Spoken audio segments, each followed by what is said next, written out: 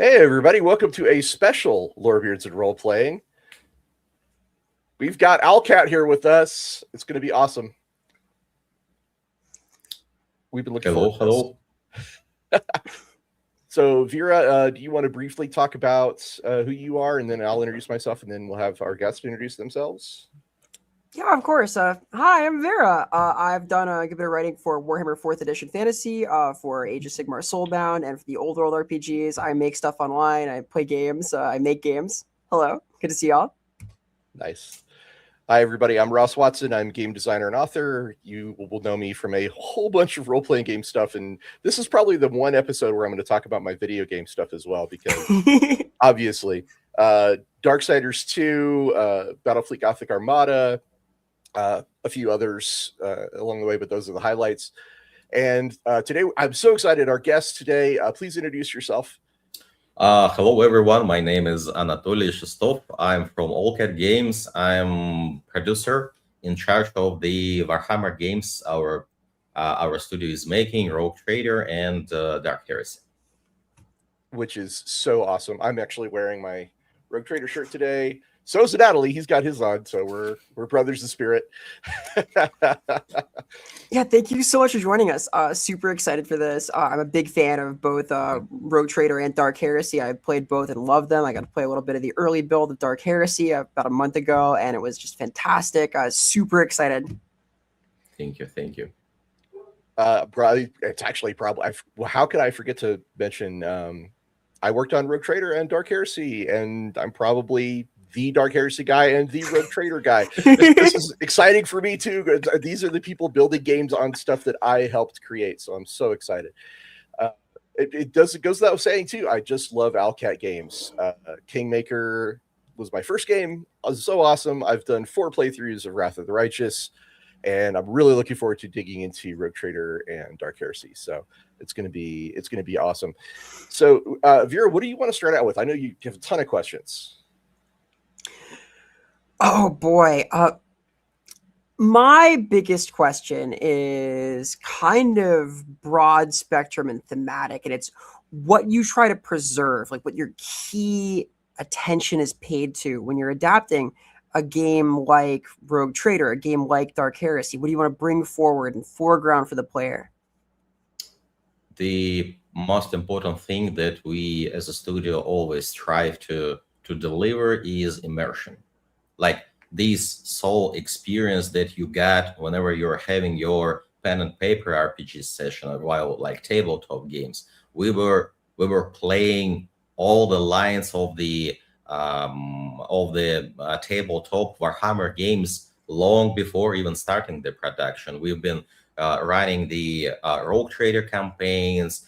Some of the team were like in a more than several years land the Black Crusade campaign. Woo! We were playing Only War, we were playing Death Watch, we were playing especially Dark Heresy with all this nitty-gritty under-hive investigation shenanigans, like this soul experience of things that you cherish, things that are important for you, start to get life, start to get more than you think just in your head, while you're sharing this cooperative storytelling experience with your friends. This is like tremendous feeling, and this is the most important feeling we always try to deliver in any game that we're making, especially for the Rogue Trader and for Dark Heresy. That's a really great answer. I have a follow-up if I could, because Owlcat is not just doing stuff based on role-playing games. There's a game on the Expanse as well. Yep. Osiris Reborn. And the question that came to my head was, okay, so I know Owlcat through the lens of Pathfinder, and Vera knows it through the lens of Rogue Trader and Dark Heresy. If you were to describe the identity of an Owlcat game, like what makes a game an Owlcat game, what would you say that is? I would say this would be the combination of several elements. First and foremost is respect for the source material. We don't just like take things and broke them. No, We do games that we love. We do games that we want to be experienced, that we tell the stories that have a deep meaning for us. That's why the respect for the source material that brought these deep feelings is first and foremost. Second one is immersion, because like we are bunch of old school crazy dudes and dudes there. We are making games that we want to play ourselves, and it happens that we love the games that allow you to immerse in them. And the third aspect would be the depths. We would be the mechanical depths, we would be the narrative depths, we would be the intricacies of the world building. We always aiming at something that has innate value the more you play with it, and that's naturally come with a deep mechanics and deep characters, like our romances being highly prized, not because we are like just allowing people to have some emotional dialogues with each other. No, we're actually trying to make these interactions not on a surface level, but really deep in all the psychological aspects, with all emotional, personal aspects. And that's basically would be these three aspects, I suspect. So you can imagine any game that we're making, and mostly any game that we're playing by ourselves outside of the work, would be based on these three aspects. Like significant portion of my colleagues are big fans of the Paradox games, like Hearts of Iron, like Crusader Kings, like Europe Universalis, Wiki Free. We are like playing these games for fun, to have rest. And these hard fun games are actually deliver these combination of aspects. Or like whenever we're playing the games with a deep narrative meaning, like the Disc Elysium, or we're like last of the games I was playing, it was Omen Exitio Plague. It was the first game of this studio. Brilliant, one of the best Lovecraftian visual novels with a solid game mechanics under the in the engine behind the screen. And they just released, like several weeks ago, they just released the demo of their new game, Omen Exitio Hunger, if I remember correctly. This is like level up for these people. It's tremendous. Or like there is a game called Sovereign, about like political simulator, but you don't have UI. It's just text-based choices, which makes the game like really personal. You are dealing with your family struggles, with your ancestry, with all the crises in a world around you. And this was like the most compelling, well thought game I ever played. Or like oh, I can go with with the names for the hours. Like I've got a feeling that I answered your question. No, you did. I want to let Vera jump in, but I do have a couple things I want to follow up from this, and I'll just say them so that I don't forget. And that is, I want to talk about romances a little bit, and I want to talk about the way you guys have done your mechanics. But go ahead, Vera. What I know you've got something you want to ask here too. Well, I've got a mechanical example of that narrative concern and the respect you're treating the source material with, which is the distinction between your convictions in Rogue Trader and the philosophies, the Inquisition. Like I recall that in Rogue Trader, you're shaping your convictions based on the actions you take in the world, primarily like courses you chart for your crew. But in Rogue Trader, in our Dark Heresy, the first action that shapes your philosophy is internal contemplation. Like there's this lengthy scene where you can think through your own reasoning for stuff, and that determines the first steps you take and where you're headed. And I found that really meaningful because it showed me that you had shaped these two games on systems that they're at their core kind of similar, D100 games and 40K, but in totally different ways. Just it was a totally different experience in so many ways. Playing through the first few hours, even I was really taken with it. Just right away, I bought into that narrative, that import of what you're doing as a member of the Inquisition versus a Rogue Trader. Like you could feel it. That's nice to hear. Thank you for your praises. I was very impressed. It's less of a question, but my God. Yeah, I'm a fanboy too.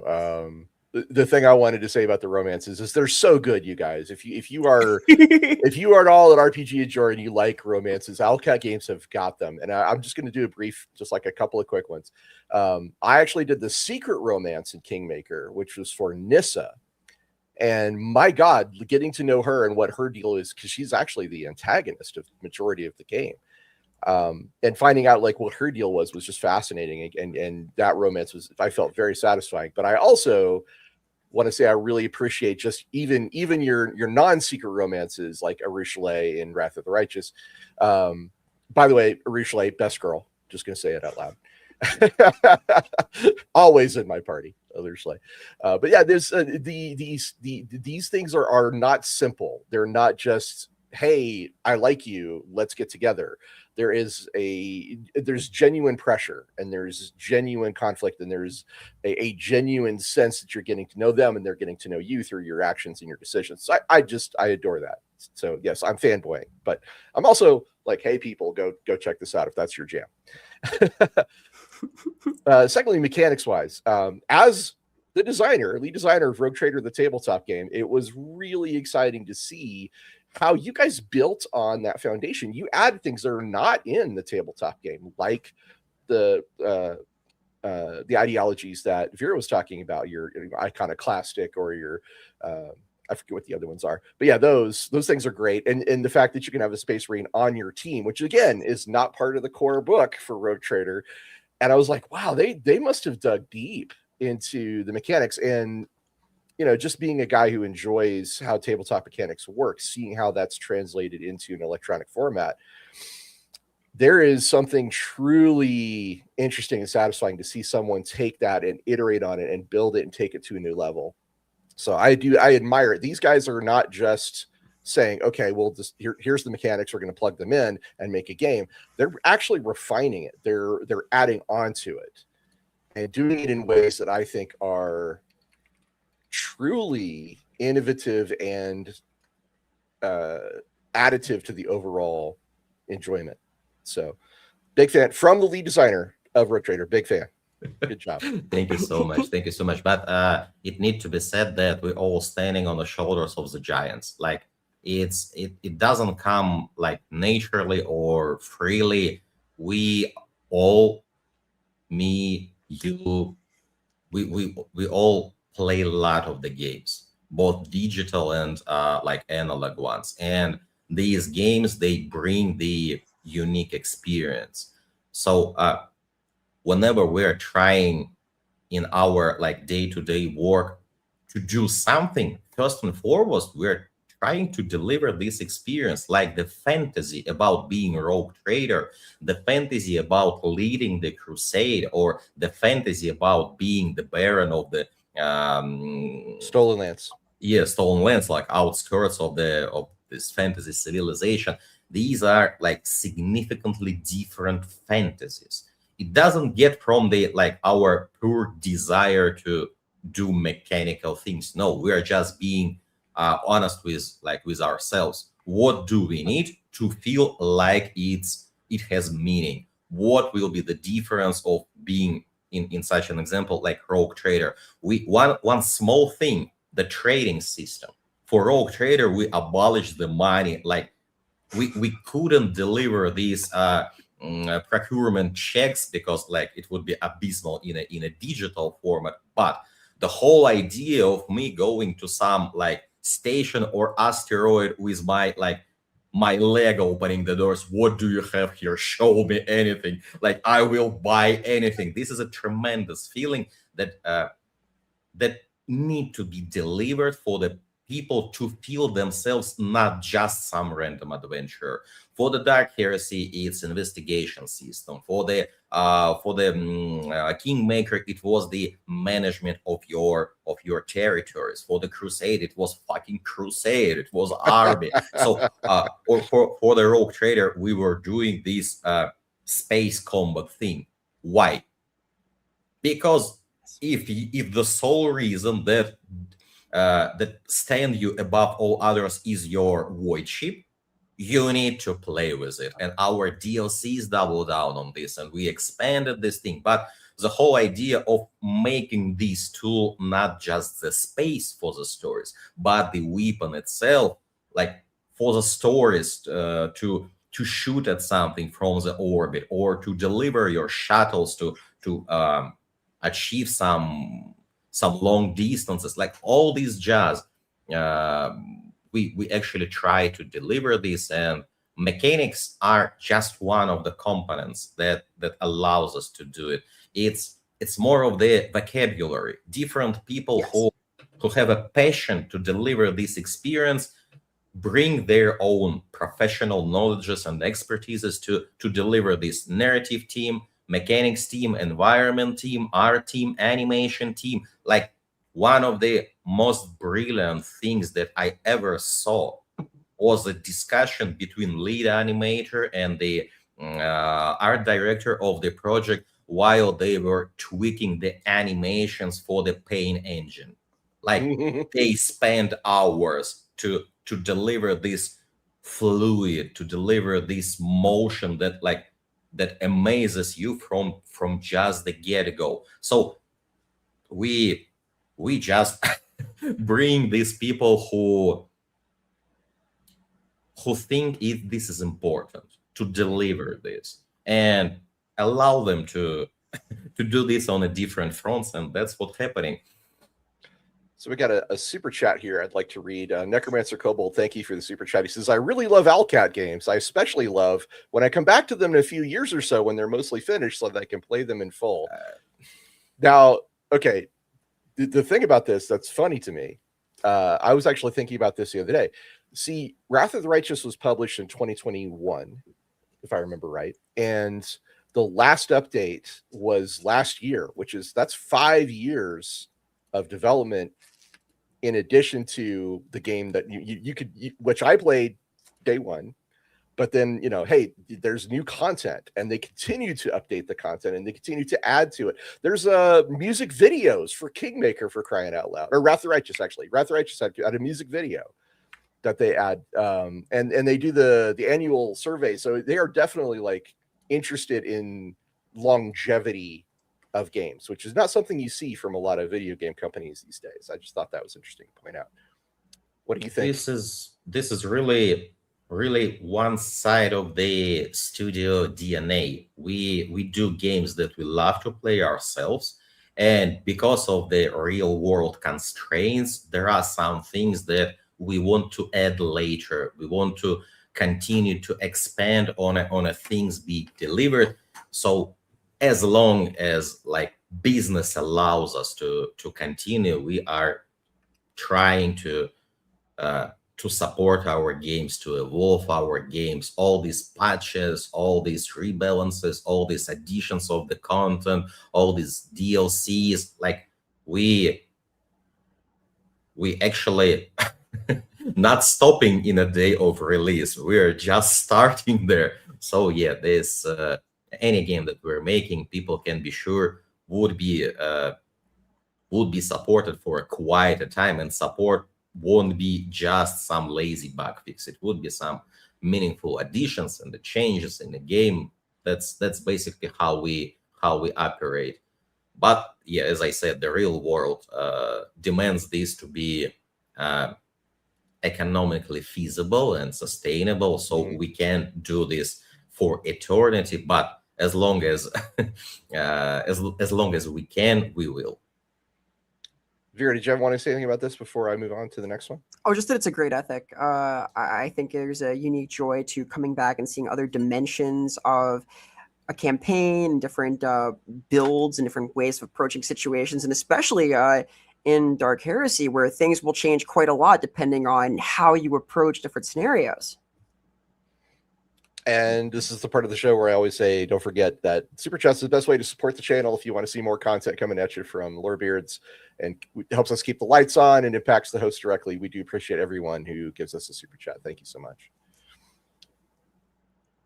We've got one from Pumpkin Historian who says, I have a question regarding how much of your CRPG games were inspired by other CRPGs like Pillars of Eternity, Baldur's Gate, Planescape, and Disco Elysium. Also, Disco Elysium already mentioned as a source. Plus, I also simp for Richelet. Woo! She's best girl. This is a subject of discussion. I guess any person would have their own priorities. But yeah, as I said, we are hardcore gamers ourselves. We are playing lots of the things. Like I've got, we're playing all kind of games. I've got the Slay Aspire on a maximum session being cleared, or I've got like several hundred hours on a Ream World. We all play a lot of the games, and not just the games of CRPG, but all of CRPG games from the like first Baldur's Gate and all these Icewind Dale, Jazz, all the hardcore things. We are like playing them a lot. We are replaying them a lot. We are one of the things that I can suggest for the people outside of the mainstream games that already on a screen is like let's name the 7. This is a real-time isometric stealth RPG game with a deep and interesting setting building and unusual mechanics. It's like one of the unexpected things people are usually not know about. On other things, I highly recommend the Cyber Knights. This is a like brilliant game from the authors of the Space Traders Frontiers, if I remember correctly. Let me check the precise name. I think I backed a Kickstarter for Cyber Knights. Cyber Knights is a brilliant. Let me provide you the actual. Yes, Star Traders Frontiers. This is a game that has everything you can expect from the combination of the RPG, deep mechanics, and the simulation of the world. And it's still continue to receive some love from their developers, and this game provided significant inspiration for like different projects and the things. I love this game. Or like the Battle Brothers. This is like one of the best ever simulation narrative things that happened in my gaming life. I love this game really, really much. Or Sovereign, or A Suffering of a Sir Brante. Like this is a tremendously well thought narrative behind this game. So I suspect that outside of the mainstream RPGs, anyone looking for a deep immersive experience can find it outside of CRPGs. But if you are looking specifically on this genre, I'd say Shadows of the Arm would be the game that 100% need to be cleared several times. And Neverwinter Nights with their 2 expansions, Hordes of the Underdark and the Shadows of the Undertide, like this is a masterpiece of the more of a traditional adventure style things. And they've got Deacon, that one of the most brilliant companions I ever like experienced it in my gaming life. So yeah, there are a lot of the games we've been playing, not just CRPGs. In a CRPGs, the classical ones on a pedestal are these 2 that I named.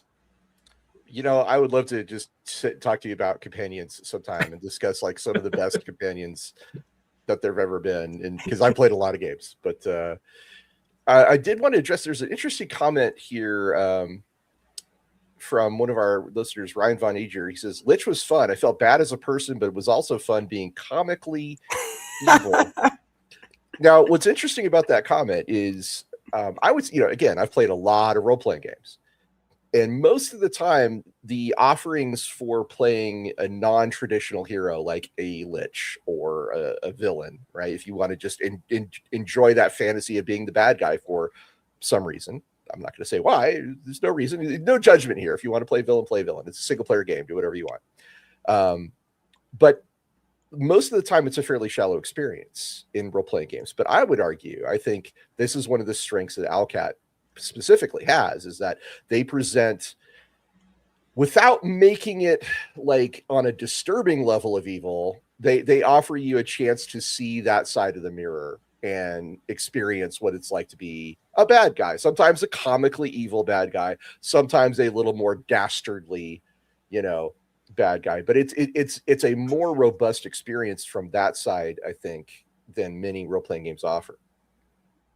This comes from like us not making evil, not labeling this as evil as a core of the process. It isn't about making the evil role-playing option.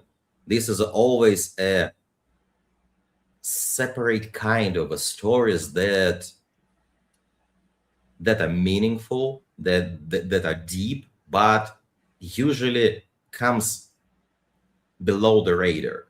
You usually on your tabletop sessions or in your CRPG playings, you don't spend much of attention on these kind of the setting, these kind of the situations. But whenever we are like internally speak about the narrative, speak about the stories, speak about the decisions, it comes like, I'm not evil. I just feel they are worthy to be punished. Why I don't have an option to punish them?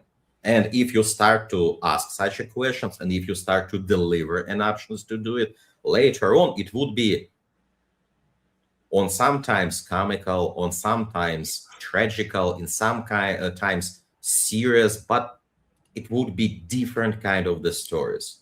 That's how we approach these things, not as a quota. We need 30% of the options to be evil. No, yeah, this comes like the ideologies in a rogue trader.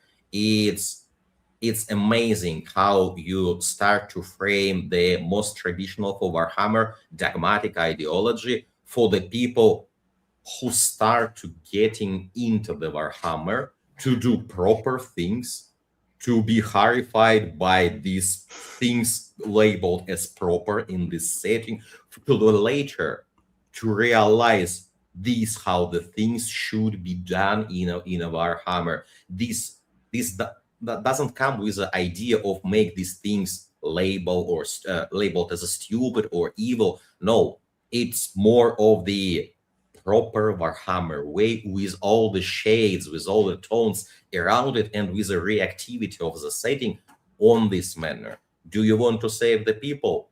Why?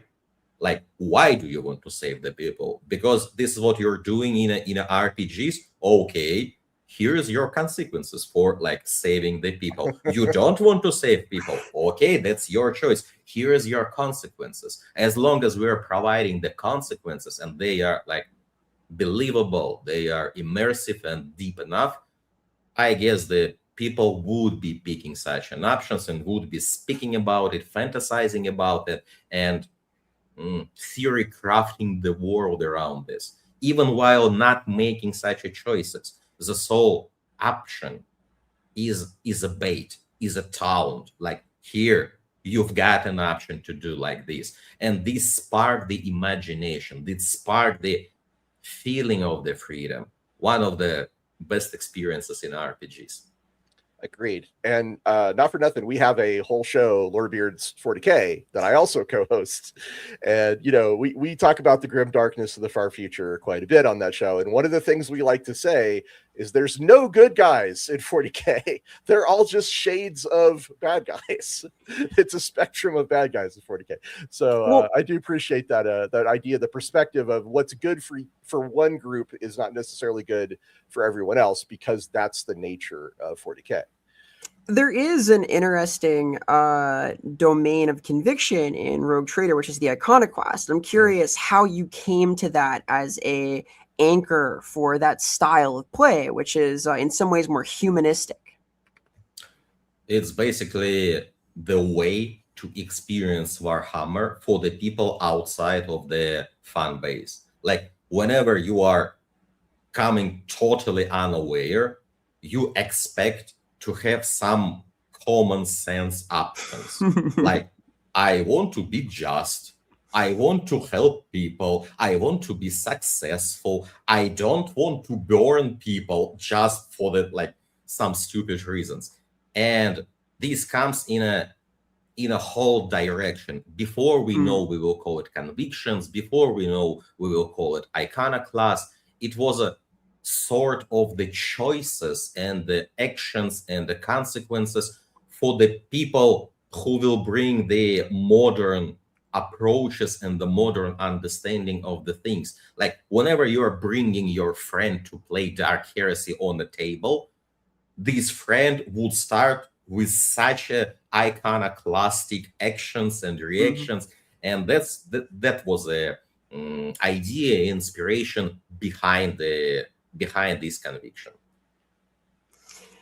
For context, if anybody's unfamiliar with the conviction in this game, if you have like 3 options for a heretic, one is free them, one is burn them, one is arrest them for trial later. The reasonable option in the middle is iconoclastic. Yeah, well, I've worked on several Games Workshop games, and the approach that was always in play for those games, and this is a while back, this is years ago, so things may have changed, but back in those days, the goal and direction was always show the Imperium as it is first before you diverge into like what people have not seen before. And that was always an interesting challenge, because sometimes, as you point out, that what is the lens we see 40K through is very dogmatic. It is the Imperium. It's what the Imperium wants. It's what the Imperium tells everyone to want, right?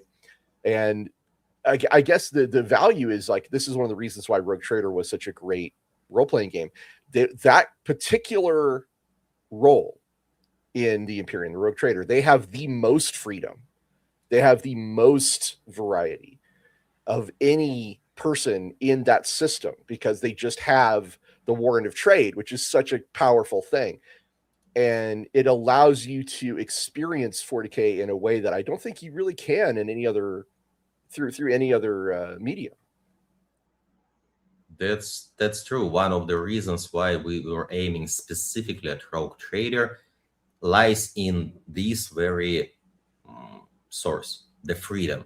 The Rogue Trader can look at the different things and the different places and the different situations with a freedom unmatched for any other faction or like organization in a setting.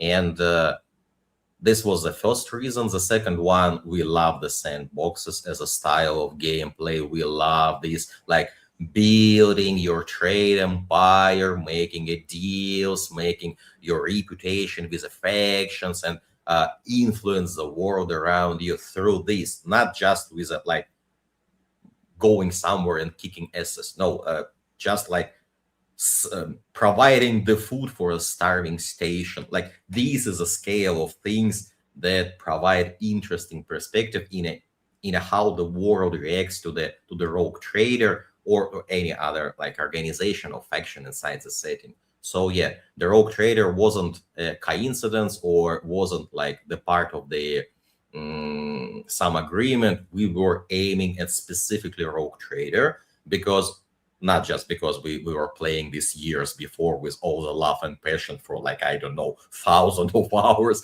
but because we were sure that this specific kind of the sub themes, kind of the mechanics, kind of the story hooks and the plot twists will allow us to tell not just truthful for the Warhammer, but freshly new, unique kind of a story that would be affordable for the people outside of the fan base and would be deep and meaningful for the people inside the fan base. So, yeah, the Rogue Trader was a conscious choice.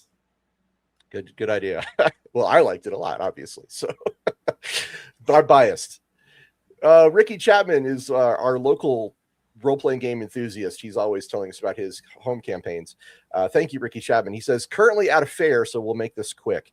If you had to live in a setting from one of the Owlcat games, which would you choose? For me, Stolen Lands. Stolen Lands, all the way. Me personally would prefer the Expanse because this is a, like less traumatic option from all others. If to pick strictly between Warhammer or Pathfinder, I would prefer Pathfinder even as a combo because like to really live in a Warhammer setting, that's a not good thing like at all. This is a most oppressive thing that could potentially happen to any sane person. I don't suggest anyone to aim at this or to do it. Do I get to be the rogue trader? Sure, Vera, you get to be the rogue trader. Maybe. You can do worse. You could do a lot worse, but I'm gonna wave at you from the Stolen Lands and just you enjoy yourself over there. I'd rather be a peasant in the Stolen Lands than command my own ship at 40K. There's something to that. Peasants get a lot of free time, actually. The Galarion itself has hope, has bright endings, has like trajectory to making things better. The whole Pathfinder society work hard to deliver this, and there are some good guys there doing some good things. In the same time, Warhammer in a present state is the best possible outcome. It can't be better than this. Like if you it's the best possible outcome. All others are even worse. So yeah, to live in a Warhammer is to drop any glimpse of the hope. Things can't get better. That's why I personally, even as a rogue trader, even as an inquisitor, I would cherish to tell these stories. I would be highly enthusiastic about fantasizing of them, but to actually live there, no, not even a day. The description that we used when we were working on the tabletop games was the 40K roleplay is about holding back the clock from ticking to midnight. Yep. It's almost midnight, but you can hold that clock back just a little bit longer. Yep. And that's the motivation to go be heroic, Well, you're sustaining the status quo no matter what, and it's a horrible thing to do, but things only get worse from there. So, unfortunately, yes. I do have a really big question that I need to ask, and let me see if I can phrase this. There's been several articles, including one from Rock Paper Shotgun recently, that have stated that Owlcat as a studio is perfectly positioned to tackle something with the legacy and scale of Baldur's Gate 4. Now, I'm not asking for any announcement or inside information, but the question I have is, what do you think it says about Owlcat's reputation that all these people are saying you're a natural fit for a project like that? We first and foremost, we're picking the games that we will be doing based on our internal passion. We're speaking with a creative core of any like project team, and we're sticking with the most brightly burning idea they have. So as long as we will be trying to be truthful with ourselves and with the audience, as long as we will be like respecting the source material and trying to speak about things that amazes us ourselves, I guess we will be able to deliver any game on any franchise on any subset of the stories. So it's it's good to hear that audience feel it, the audience sense it, and they've got trust that we are able to deliver such an ambitious project. So thank you for your trust. That's everything I can say on a subject, but that's it. I understand completely. I was trying to phrase this as carefully as I could. I think it does say a lot about the strengths of Owlcat's approach to role playing games and the ambitions of the team and their design philosophy. And I actually read that the co-founder, Alexander Michelin, if I'm pronouncing that correctly, and he said it would be a great challenge. It's what he said. So that's, I don't think we need to say anything more about it, but I wanted to make sure and bring it up because it is a really cool thing. I was like, personally, I read that article and I was like, yeah, that makes sense. Vera, what's your thoughts? I think I'd agree that I can't think of anyone better positioned. I quite like the games I've played from Owlcat, as a matter of fact. So yeah, we don't have to dwell on this. I realize it's a difficult thing to handle, like on a stream. So we could just move on. But I wanted to bring it up and at least get it out there because it's such a cool thing. So go ahead, Libra. Part of the challenge of adapting a tabletop game to a video game format that is played by a single person is finding ways to allow players to be guided in a satisfying way through stuff that might otherwise require a little bit of hand-holding from the GM. And one of the most notoriously difficult things to run in any tabletop setting, in any tabletop system, is a mystery. And Dark Heresy is founded on a rather clever, I think, system of investigations and deductions. I'm curious how you thought about shaping mysteries and clues and realizations as you develop the game. Oh, that's a hard question. First and foremost, we've got brilliant narrative designers. So on a management side of the things, I'm just giving them time and the money and the resources needed to spend time to live through the cases, to differentiate the cases between one and another, and to speak on them internally, to play test them several times. But that's a boring answer. You need something more interesting. I love the detective games, like all the murders on a river, all these dark detectives, all these Persona games. Like there are lots of the games from the Hercule Poirot and Sherlock Holmes. Like a lot of the ways to add the mechanical approach to the narrative things.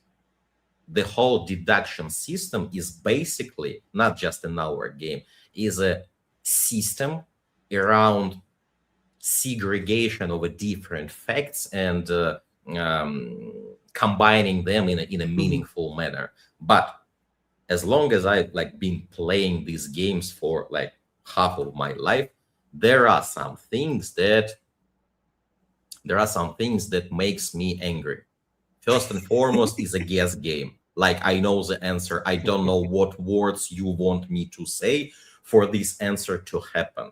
And this was our main internal pillar. We need to avoid this. We need to work around this. We need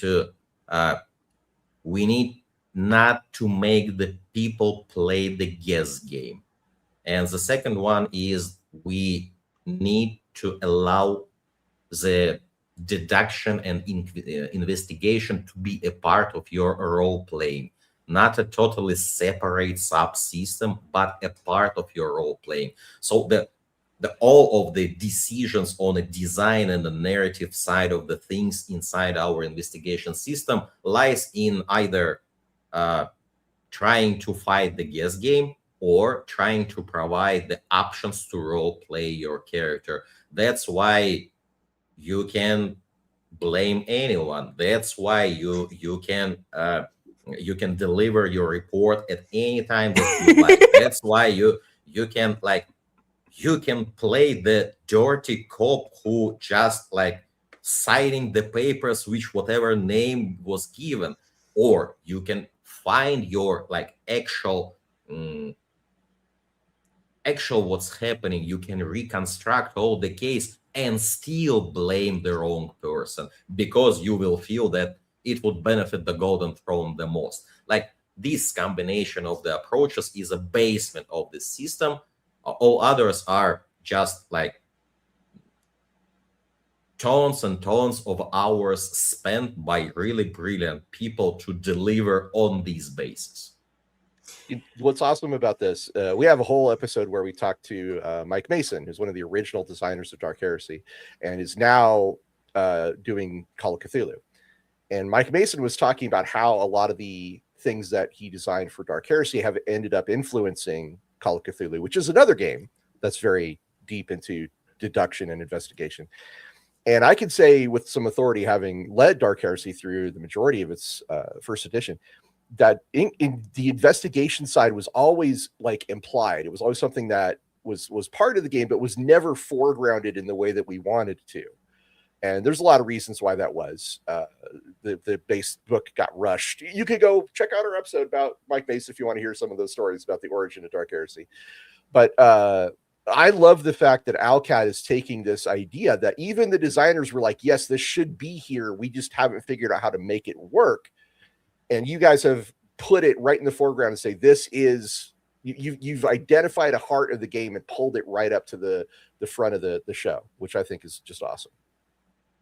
Thank you. Yeah, and for anyone who's unfamiliar with the system in the game, which you should try it, it's amazing.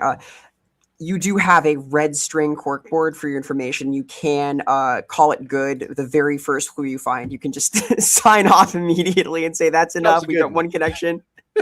Or you can not, and you can make like endless permutations of possible deductions based on one wrong piece of information and fill it out as you go. And it is genuinely fascinating. One of the most exciting moments I've had playing a CRPG was to scroll out on it and really appreciate how complicated the information I had already was. So really cool stuff. Would you like to read this super chat, Vera? Yeah, Gary Garrison, thank you so much for the chat. Good evening, Anatoly. What are your tastes when it comes to BL novels? Are you familiar with Peter Ferrari's Dark Coil? Black Library novels is BL. Yeah. Yes. I get it. In a preparation for the Dark Heresy, I read through lots of the Warhammer crime cycles, and I actually think they are really decent. So I'm not sure that I read this specific book that you've asked, because I mostly read them in Russian, and I need to check the translation to be sure that I got it right. But one of the best things that I've ever read on all of the Warhammer setting was in a Horus Heresy cycle. All of the 5 books from the very start, like the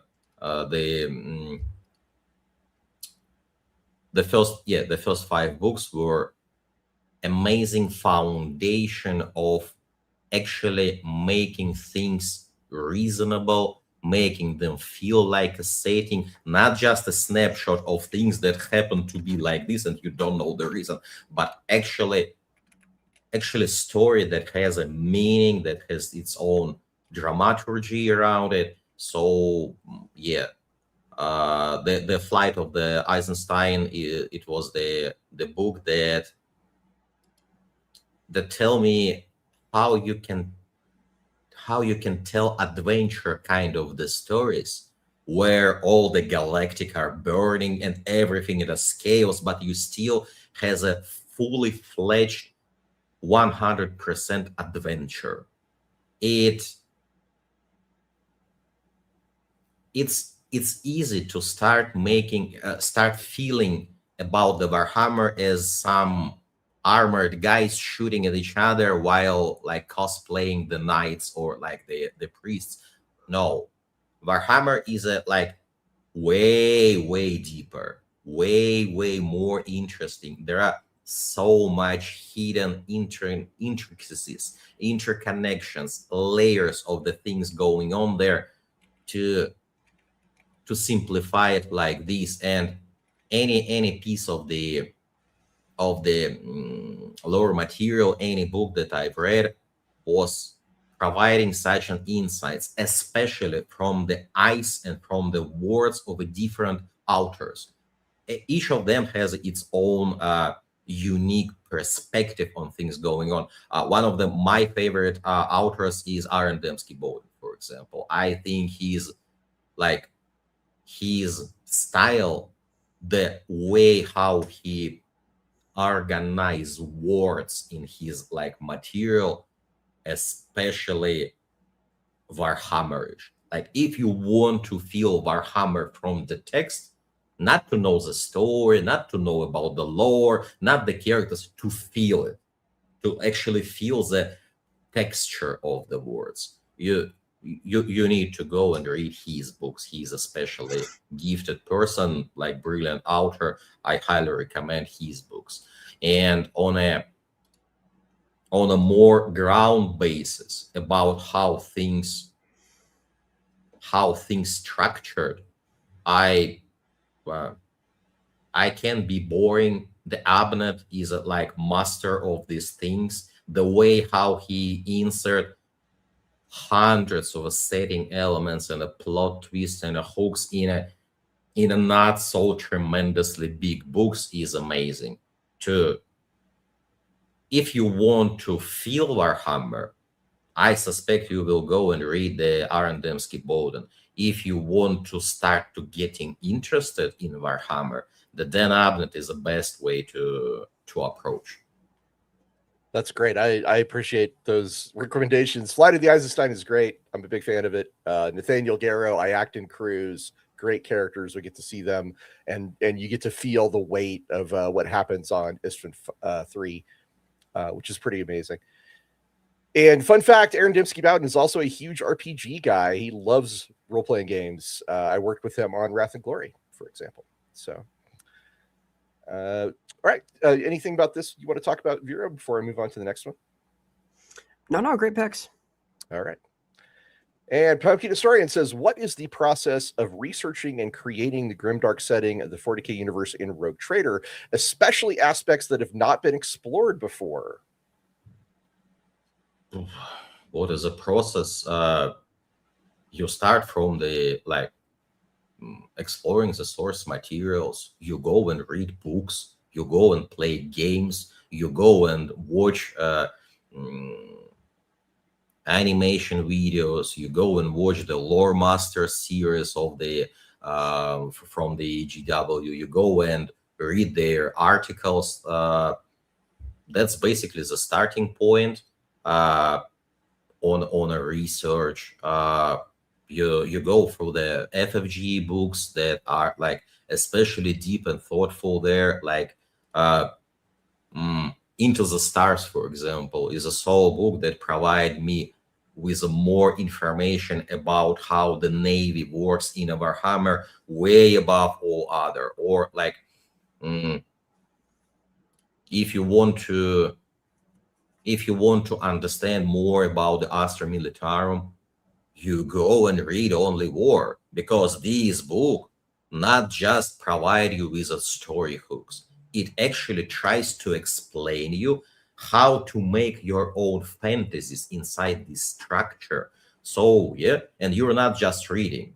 If you working with a non-interactive material, you are making the conspects for sharing with all the colleagues, for like actually exchanging the information. If you are working with an interactive media like the games or like tabletop games, you go and have games. You actually run them. You for the rogue trader, like lots of our leads were actually running the games for our colleagues on a weekly basis.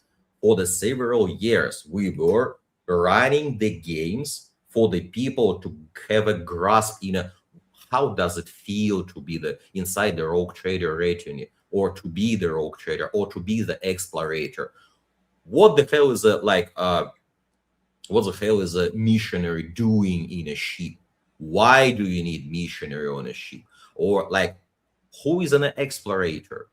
Why does he join the forces with a rogue trader? What are interactions on the different ships between them? All such questions are tricky ones, and there is no such a thing as a proper answer. But to have a framing or different kind of the stories to happen and still be Warhammer stories or Rogue Trader stories in such a question, I guess like the tabletop series was the prominent ones, the most effective ones to deliver such a frame. After you done your like legwork, after you finish your research, there is a like one and a sole condition of research done properly. If you've got your burning ideas that you cherish, that you want to share and start with your colleagues, the research done in a proper way. If not, you didn't do your research. You just read through some words. It's not the like it's not the goal to read something. The goal is to start to feel need to delve into something, to expand something, and to share something. After you've got this feeling, you start with a sharing with your colleagues. You start like trying to explain why this particular thing that available for you can be interesting for the people, for the players, for the subset of the stories that's already there. If you done this, okay, everything that that comes after is like proper game dev pipelines, like budgeting, time management, and like actual production. But it's not about the creative whenever you already done all of this. It's just matter of actually delivering. All of the creative things are from the research, sharing, and argumenting on a like coolness of the things. Like uh what would be the like example of the coolness? The titans are cool. Like, you can't argue with it with such a statement. They are just cool. They're rad as hell. Yeah, so what are the meaningful story that can happen around the Titan? No one would argue with you that the Titans are like boring. No, they are good. And we've got one of the ideas for the location that's built around the damaged Titan. Like, the Titan itself is an environment, and that was one of the ideas that we didn't get into realization because it was too expensive. But it was like all through the creative gates, all through the processes until the very like budgeting and accounting stuff like this. Man, you are right after my own heart. There's a cancel project I worked on called Dark Millennium Online, which was supposed to be an MMO, and we wanted desperately to do that exact same thing. A Titan as scenery, something you could go into and explore and be a part of. And unfortunately, that game was canceled before we could get to that. But it's such a great idea, and I love the fact you're picking it up. One of the things we talked about on Lorebeards 40K is that the setting of the grim darkness of the far future is very often experienced from a zoomed out perspective. If you're playing the tabletop game, you have an army and you are the commander of that army, and that is a godlike perspective, right? And if you read the novels, which are very good, you get to inhabit sort of by proxy a hero who is encountering a story, and he gets to go through, you know, the things that they can see in the grim darkness of the far future. But for the real 40K, you want to get down onto the street. You want to be that man immersed in the setting. The most intimate way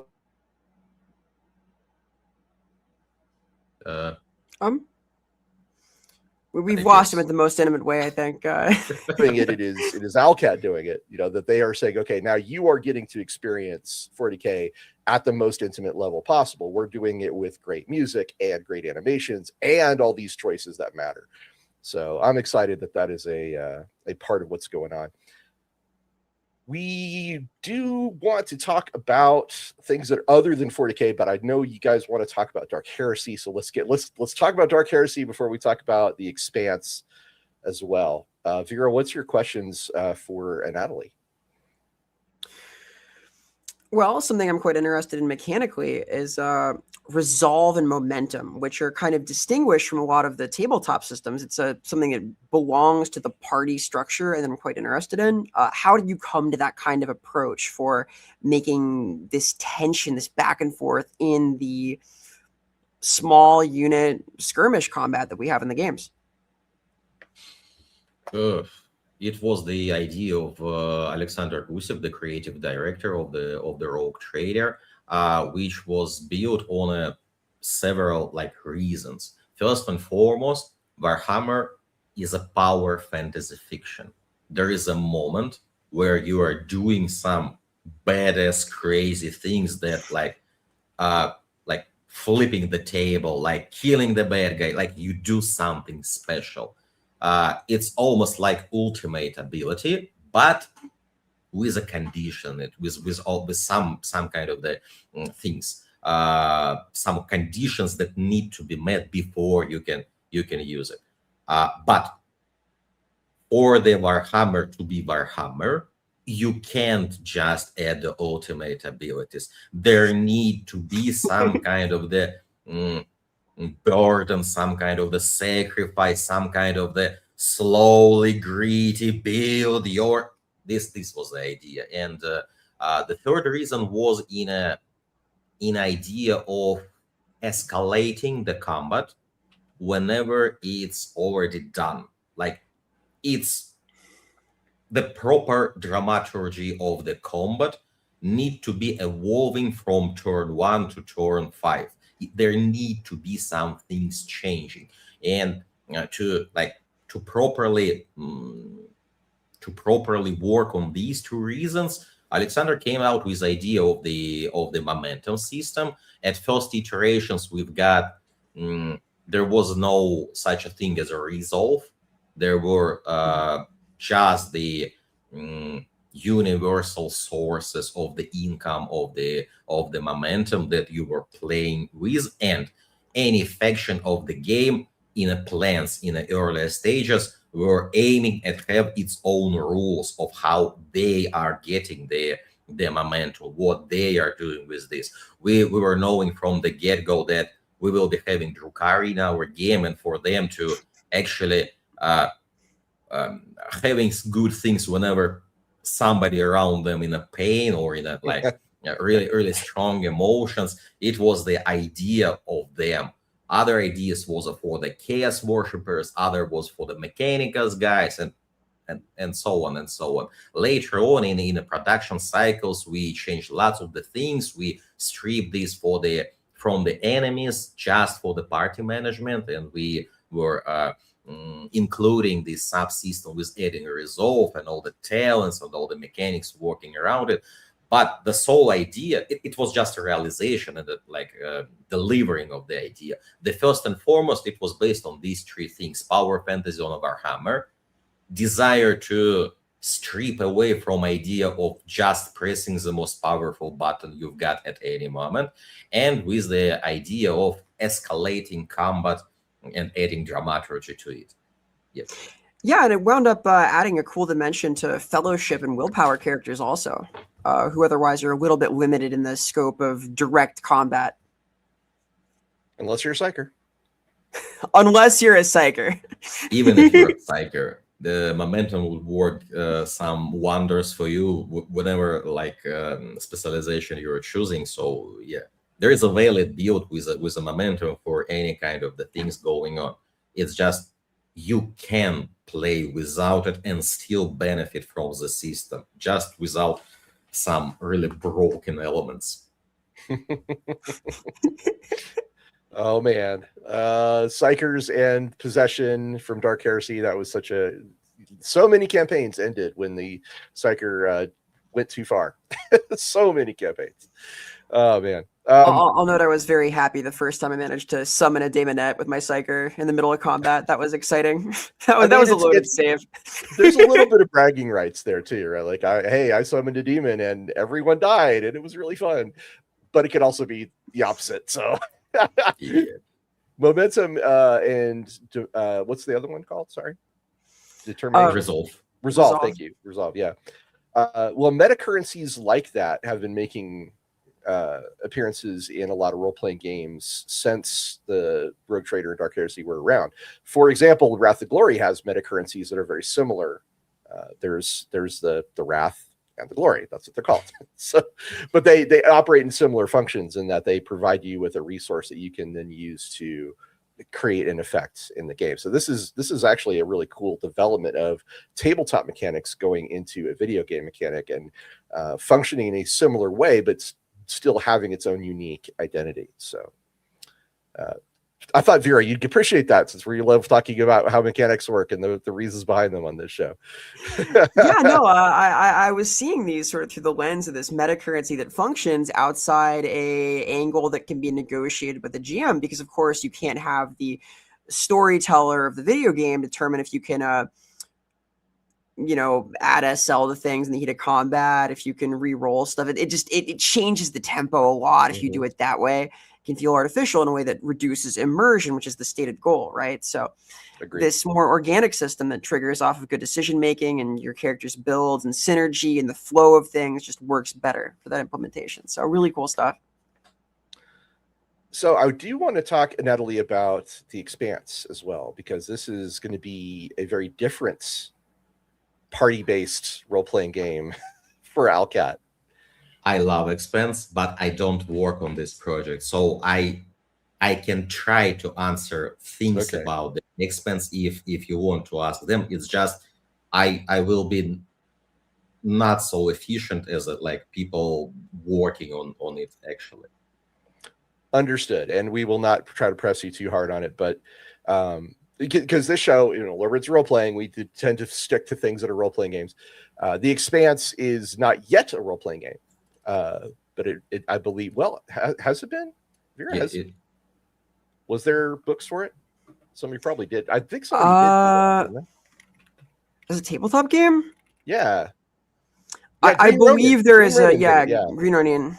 Yeah, they have it. So, and it's for the age system. Okay, that's why I missed it. Sorry, guys. But there is actually an Expanse RPG. So it's actually related to our topic today. All right. I feel good. Accidentally on target, says Ross. All right. So obviously the Expanse is there's going to be some things in common with Rogue Trader. You're in a ship, you're in space, you're doing in space things. But the tone and the setting, of course, very, very different. So what does that mean for the idea of forming a party and forming a team or I guess in the Expanse, it's a crew, right? And it's going to be a very different presentation, I'm assuming, than what you would see in Dark Heresy, for example. Yes, of course. It's as I said, we aim to deliver immersion, believability, and the respect for the source materials. That's why Expanse just can't use the decisions, realizations, and things from the Rogue Trader or the Dark Heresy.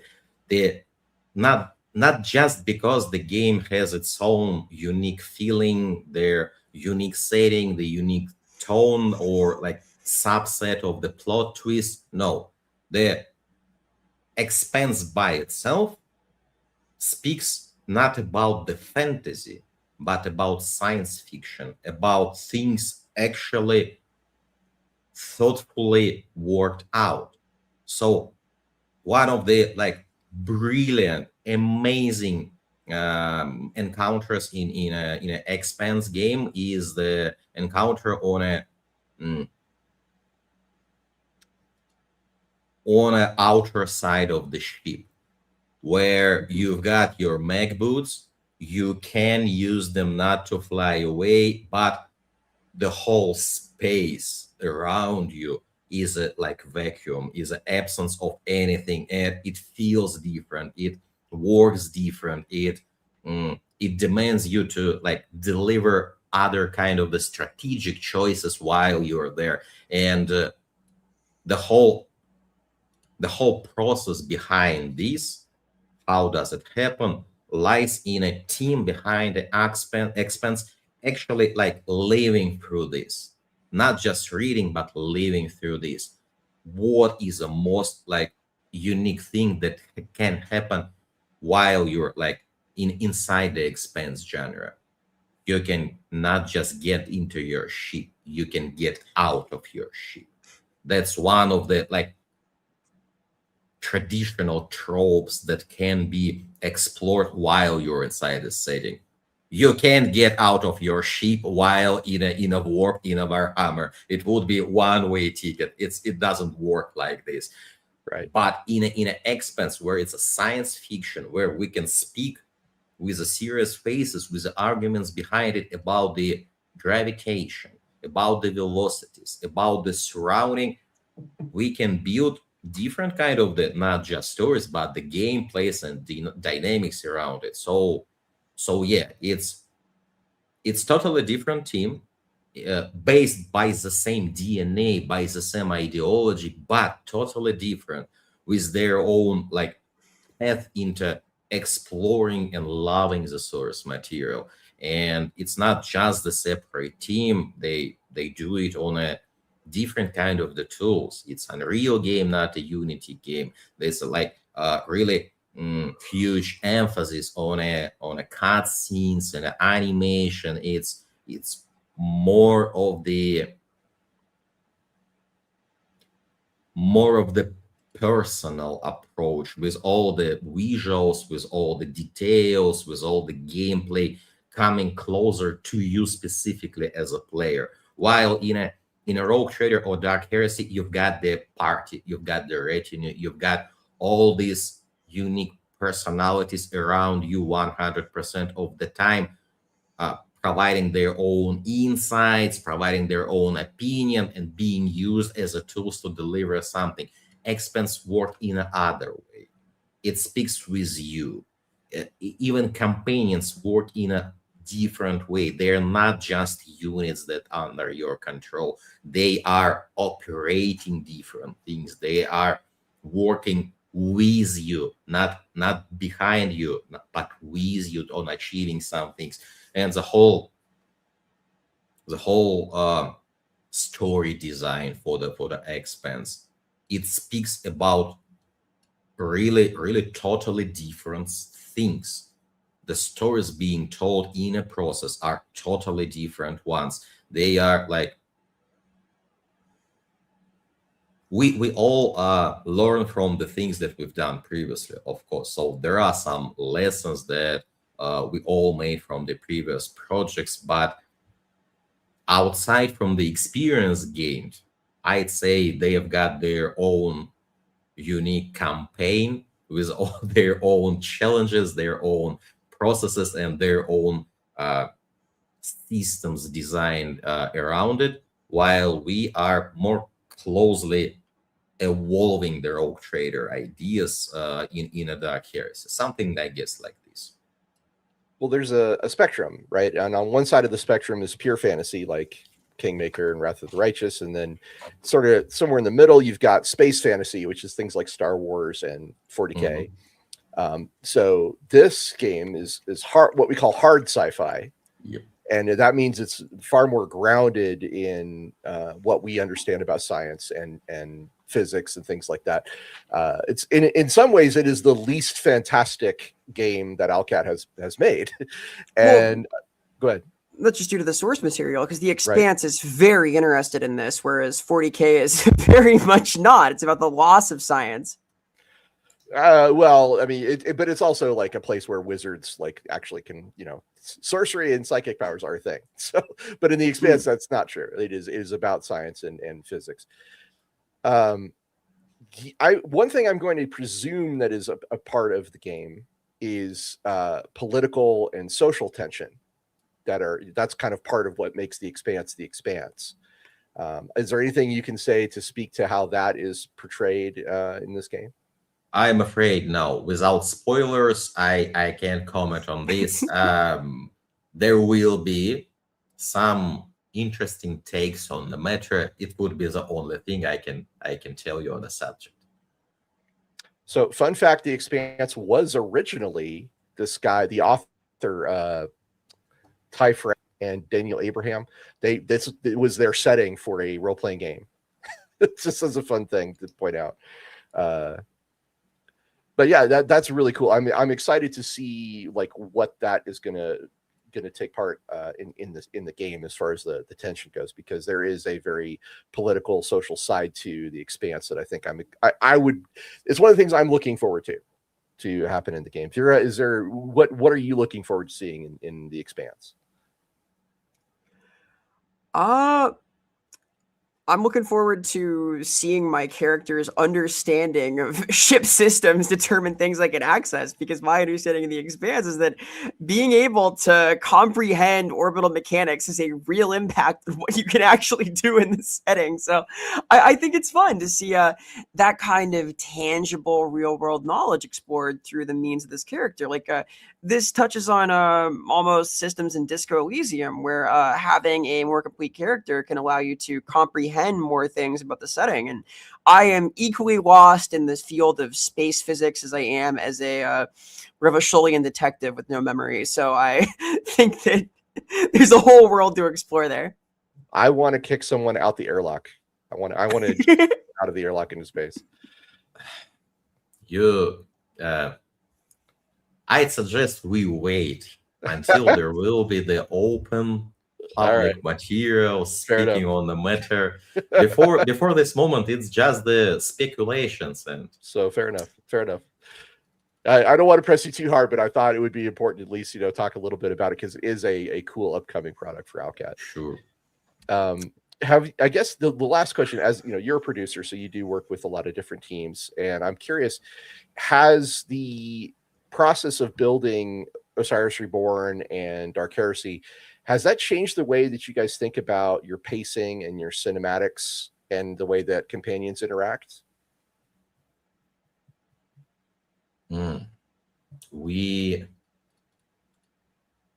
As I said, the Expanse is building on a Unreal Engine, not the Unity. So the software instruments, all the pipelines, all the processes behind it are really different. So the work most tricky part of the work that was done by the team at Expanse project lies not in the technical solutions of how to deliver, but in the creative ones, in a questioning what to deliver and how, what things need to be fleshed out as a cutscenes, how to flesh these things in a most efficient way, in a most creatively meaningful way. This experience is tremendous, and of course it will influence all of the projects that our studio are making.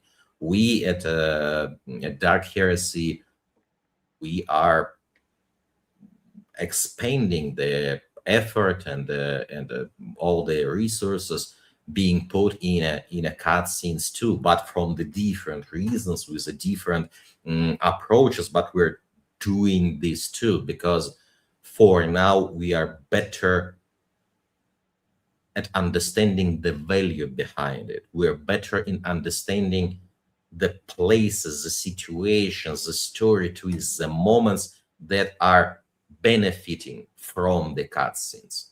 While 5 years ago, the cutscene was just the expensive word.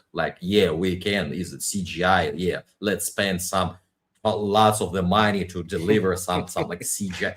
That's not why you need cutscenes. That's not how you intervene them in all of the players' experience, because there are moments where the player needs some time to breathe, the moment where the player need to get the hands from the keyboard or from the joystick, the times where the player need to look at the things from the different perspective.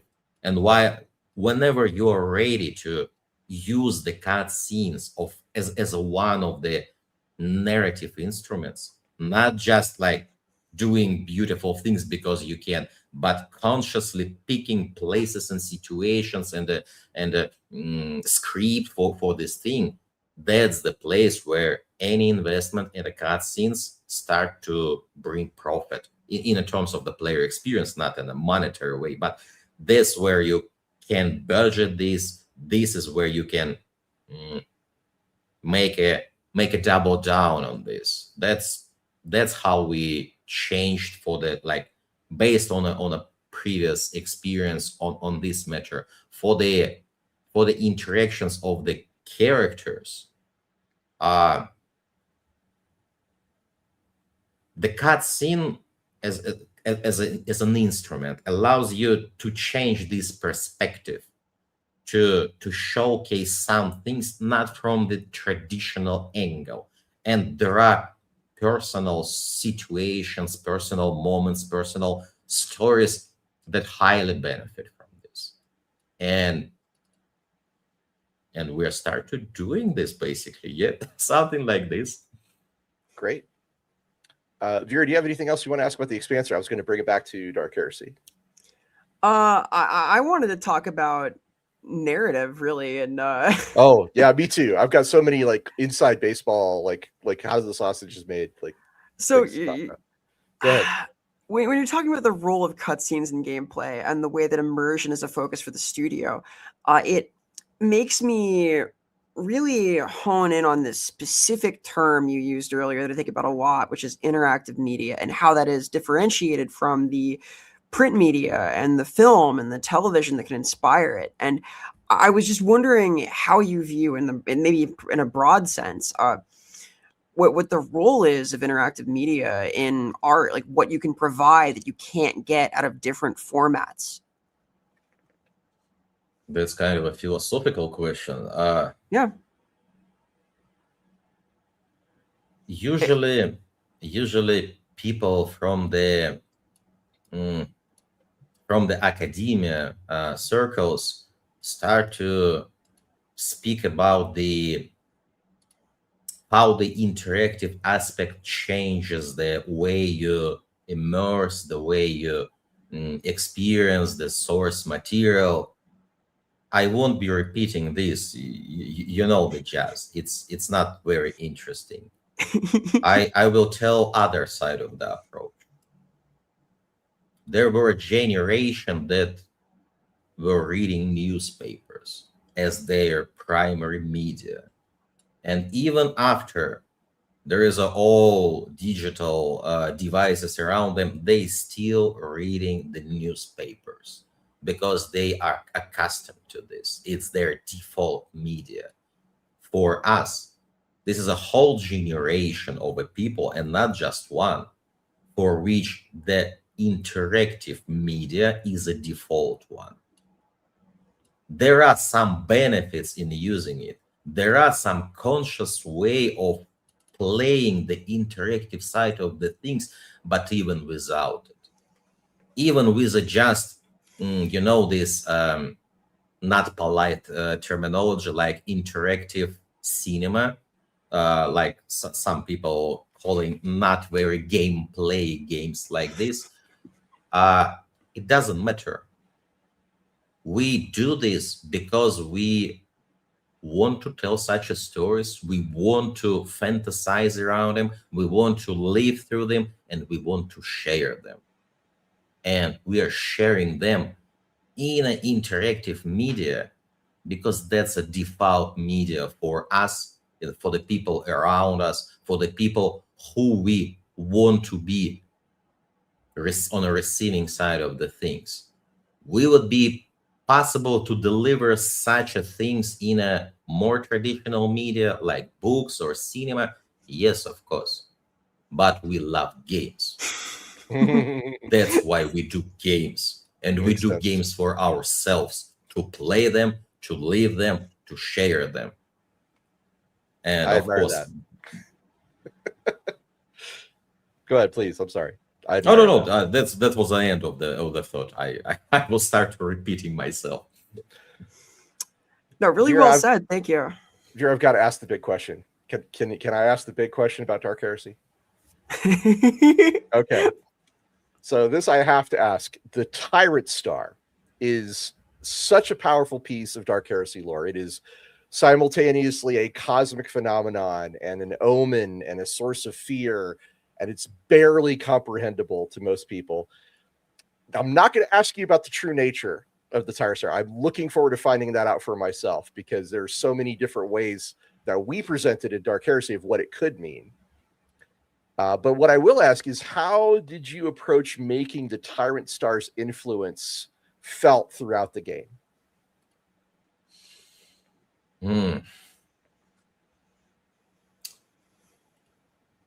Let me think about the things I can tell you without spoilering the Right, fun because this and is the the story. big thing for Dark Heresy. Yeah. This is the most spoilerific part. So that's why I'm trying to make it as easy on you as I can, but I have to ask about the Tyrant Star. It's just so iconic to Dark Heresy. Okay, let's put it in a setting perspective, not the story one. There is a thing called Tyrantine Cabal. Yes. This is a inquisitorial organization working mostly on a Tyrant Star subject, working with the different approaches, working with the different assets, but for the same goal, to understand what it is and to do something with this understanding. In a Dark Heresy game, we're started play as an acolyte inside ongoing investigation of these Tyrant Star happenings. And through the game, player will receive meaningful different ways to get some knowledge, to process it, and to do something with this knowledge. That's one of the side of the things, the setting one. The personal one, let's say it like this: the type Dark Heresy. What? I didn't hear yours. Repeat, please. Ross? Yep. Sorry. There The you are. connection just dropped for a little bit. I'm back. I was gonna say the Tyrant Star looms large. So I was the only thing I was saying is its shadow falls across the whole sector. Yeah. One of the last things on how we gonna deliver the Tyrant Star is a personal one. I will say it in a bit vague terminology, but I will say it nevertheless. The Tyrant Star would get inside the main character's soul in a one way or another, and Awesome. there would be lots of the different things coming from this, but to name them is to spoil the fun from the story, and I won't be doing this. No, that's fair. I just had to ask the first question and get it out of the way, because otherwise people would be like, what? Why aren't you talking about the Tyrant Star? My God. Vera, your turn. What do you want to ask about?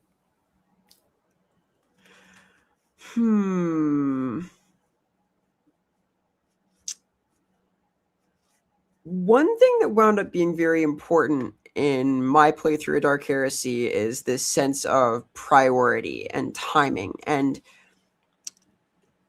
what branch I took felt like it had a very important impact in the narrative as a whole. And I'm wondering what it's like to find space for stakes like that in the game, like how you structure alternate paths for your narrative, perhaps, to just keep it as broad as possible to not spoil anything.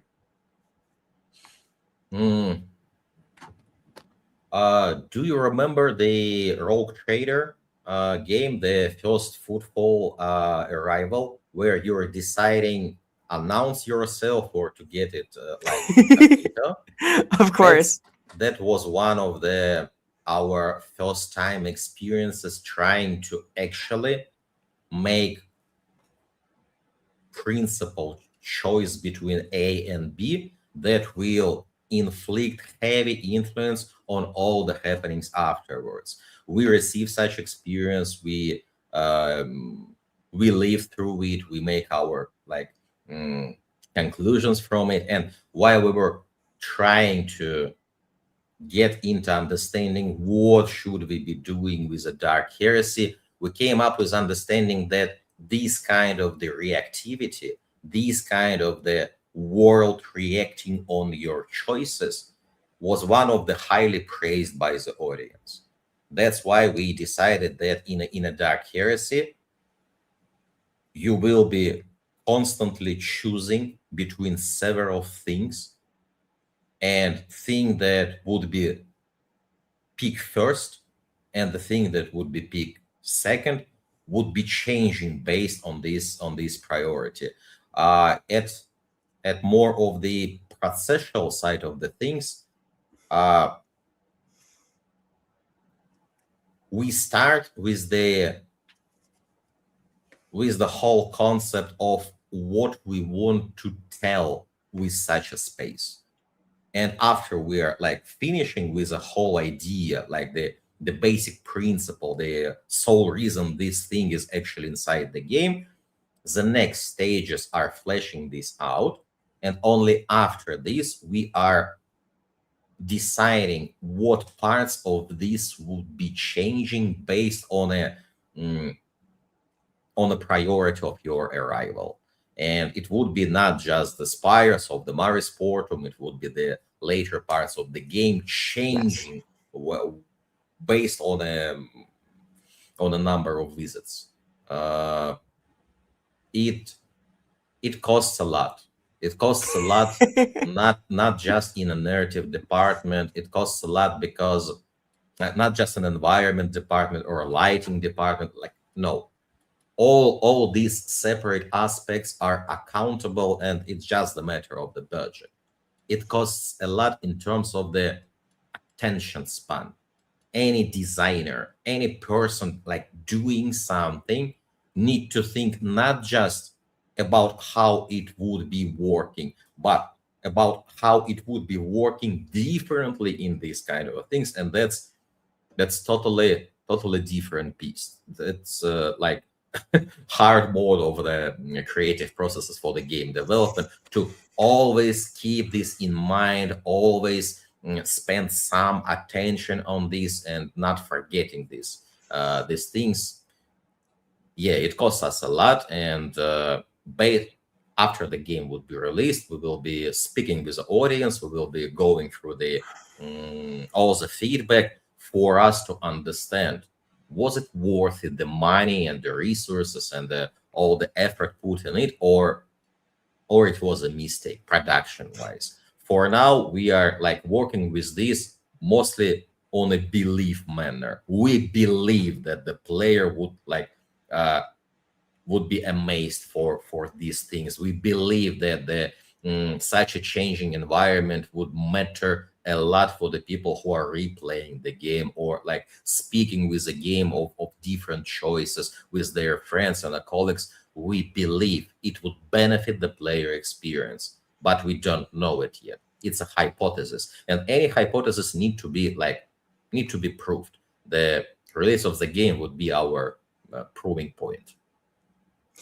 Well, I found the level of complexity just breathtaking, and I'm sure that it continues as you go on. But like, my God, between the environment design and the voice acting and the internal logic to chart out different paths for conversations, like the attention to detail is just amazing. Don't forget the music. Music is very underrated, and Owlcat does good music for their games. Yeah, we've been praised for our music most often than for any other side of the things that we are making. And we've got the pride in how we approach the sound side of the game.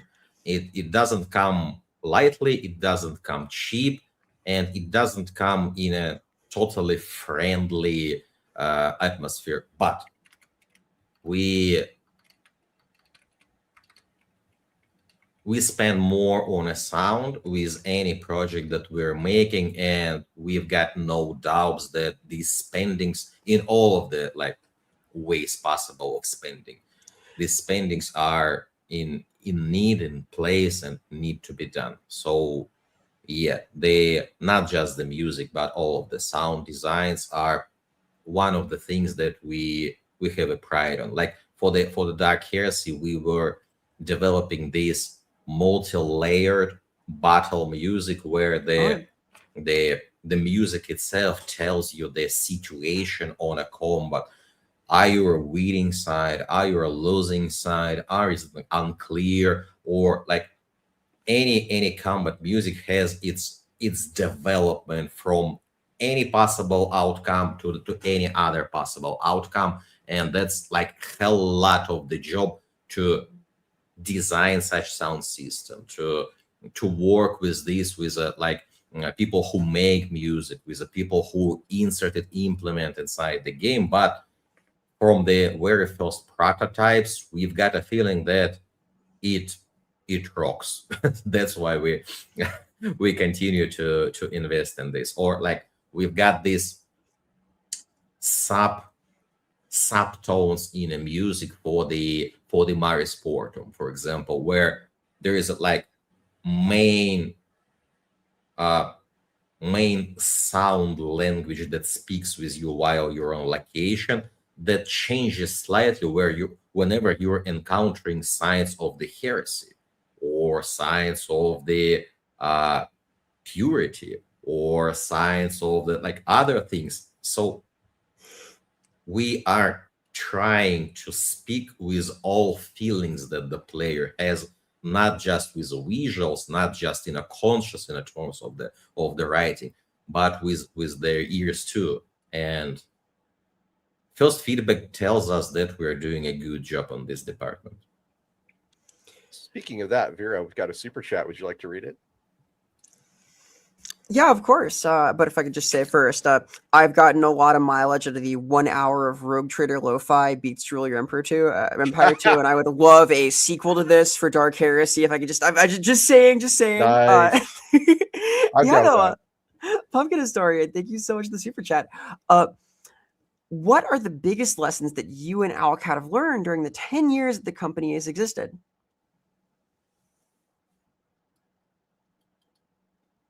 The biggest one.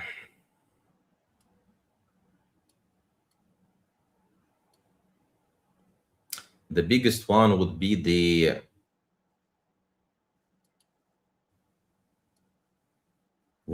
actual cost of any feature without the feature driver.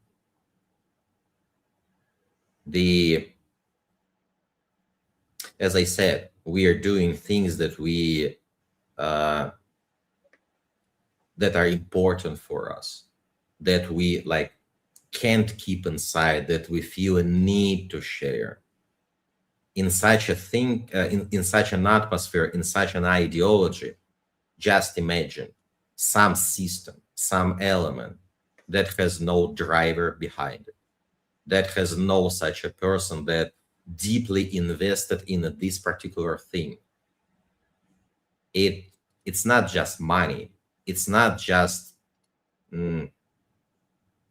some downgrade in a player experience while interacting with this particular thing. No, it's the whole complex of negative side effects on all of the components of the game. So we don't have, after the 10 years, we don't have no more illusions about things can go even without the driver. No, any important thing either need to have a driver behind it or it's not important. You need to make a game without it or to find a way to make it less important if you don't have a person passionate enough to deliver this without anything that stops him. So yeah, that would be the most hard and most important lesson, I suspect. No, that's a great idea. Like you're refining down from the idea of the passion that drives what you want to put in the game, and you're just saying, okay, this is what we've learned is we've learned how to refine that into the exact right way to incorporate that.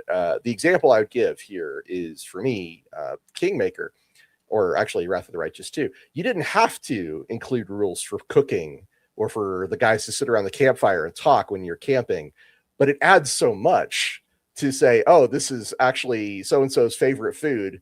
And, it may be slightly less mechanically good, but I like this character, this companion. I want to give them something. So I'm going to do this. It's a tiny little thing, but it can add a great deal because it's made with passion, because it's part of the enjoyment. I think that's maybe you can correct me if I'm wrong, but that's how I feel about it. That's totally true and rightful example of such a things. Yes. Any side of the game, any component of the game can shine like a diamond, but it need to be someone who protects this, who makes this feasible, who we call it a driver, who drives it. And yeah, there are lots of the unexpected good things comes from people driving their object of the passion, and there are lots of the bad things for like elements that were left without such a person. I guess in a tabletop games it comes the same way. There are some systems that were reasonably made with a passion, and there are some systems that were made because you need this to befriend two other elements, and you feel it. Players feel it. I could tell you some stories about Deathwatch, for example. I got another super chat from Azrael Soul Hunter. He says, "Can we kiss Ra'akti in Dark Heresy? They want to romance the Kroot so bad." Good, love her voice. I won't spoil the story. Yeah. Confirmed. You heard it here first. No, I didn't say you can. I'm just saying I won't spoil the story at any way. We're just teasing. I apologize.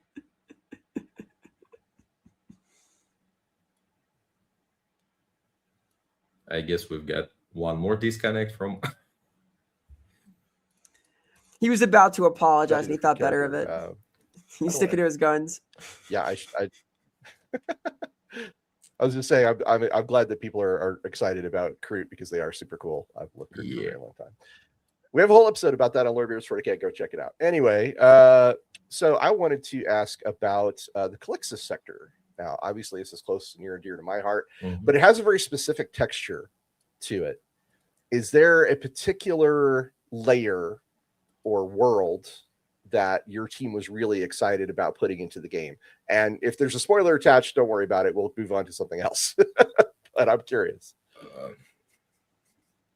Let's, while avoiding all the potential spoilers, let's keep it simple. Scintilla, yeah, of course, isn't just the capital city of the planet, but Scintilla as a world would be interesting, will be explored in a different details through the story of the Dark Heresy. And Scintilla wasn't interesting from the get-go. It was just the natural solution for putting a story for the Dark Heresy. But the later, while we were start to actually going through the research, while we're starting actually reading the jazz, there are pretty passionate stories inside it, pretty good, detailed, and unexpected setting elements being already put there by the designers, and we were amazed by the layers, by the depth of such a planet, and especially we were surprised because it isn't on the surface. You need to get your research. You need to think about the things you need to get into details to realize the depth. So yeah, Scintilla is one of the things that we are happy to tell a story about. Awesome. I'm excited. Very cool. So many things about that. We could talk about the Cronus Expanse if you'd like to talk about that as well, because that's also a setting I know very well.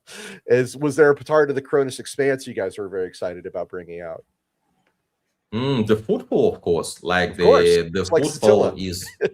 No, the footfall is a more of the unique blend of a piracy and a rogue traderness and all these outskirts, and like it's either Tartuga or not based on any given storyteller in any given game. So the footfall was interesting. All the winter scale stories were interesting. The one of the most precious secrets of the Coronas, the processional of the damned, like is a really interesting, deep, and brilliant subset of the setting material. That's why we're actually doing the fourth DLC for the Rogue Trader aimed at the processional of the damned. It would be the main thing to explore, to play around in a fourth DLC for the Rogue Trader. Yeah, for people who don't know, the Processional of the Damned is a bit like a Sargasso Sea in space. It's a bit like a Starship Graveyard. It's very, very cool, and it's one of the things I created specifically for the setting, so I'm just grinning from ear to ear right now. Would it surprise you to learn that Caligos Winterscale was designed as an aspirational character? He was meant to be like, you could be him someday. That was his role in the Cronus Expanse. He was meant to be the experienced guy who had done it all and been all the different places and done the things, and you were gonna say that's gonna be me someday. Yeah, it has such a vibes. And what was the design idea behind the Chorda? Oh, Aspis Chorda? Oh my god. I don't, man, it's a long time ago. I'll have to think about that and get back to you on it. But I was thinking about Winterscale too. Is just the other thing is he was our Chuck Norris of space. Was Caligos Winterscale. He had not only done all the things, and he was something to look up to, but he was also kind of a legend. Like you would tell, like, well, he did it with one hand behind his back kind of guy. He was meant to be the Chuck Norris of space. Let me think about the Aspis Chorda thing a bit. I will come back to this for sure. Vera, it's your turn to ask a question. I'm gonna go. I'm gonna see if I can refresh my memory about Chorda so I can answer the question. Oh my god. I guess this is like a follow-up to the question with the Tyrant Star, and this is not asking you to give any kinds of detail about what happens in the narrative, but I'm wondering what your consideration is when you're going to pay special attention to things that may be explored at people's tables in different ways, because the Tyrant Star is something that people have used in their games and approached in all sorts of ways, and in effect, by making this the centerpiece, you are canonizing a specific approach. So I'm curious what your sense of delicacy is when you're going to cast a spotlight on this corner of the setting that until now has been a little more malleable in the eyes of many players. The delicacy.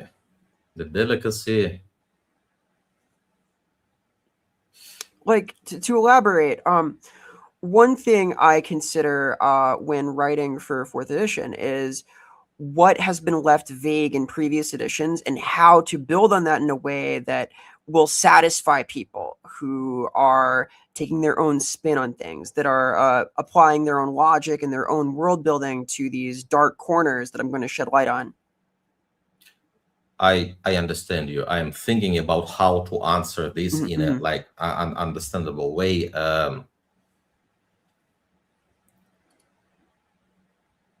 Good story need to be complete. To have a story being complete, there need to be some answers being provided.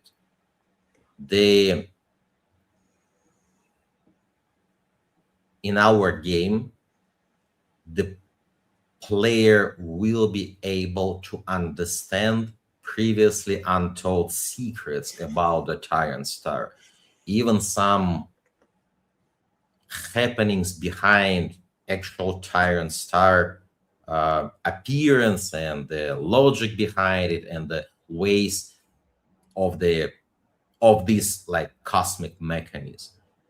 But it would be, in my sense of things, the answers and the ways and the means would be properly Warhammerish and properly thoughtful. Not just the shit happens because the shit happens. No, there will be some logic, your reasons, that, like as I said, mechanism around it. But any table that having its own game for the Warhammer plays in its own version of the Warhammer. We are not canonizing anything because you can't canonize Warhammer. It's such a massive, such a tremendous amount of the world building and the setting elements and the stories. I don't feel that the people would be forced to use our answers as the only possible ones, because like I've got lots of the familiar players still playing first edition of Dark Heroes. Like they don't give a shit about all the new and shiny systems. No, they had their jazz, and I've got a pretty strong idea that these particular players would still continue to play as they like.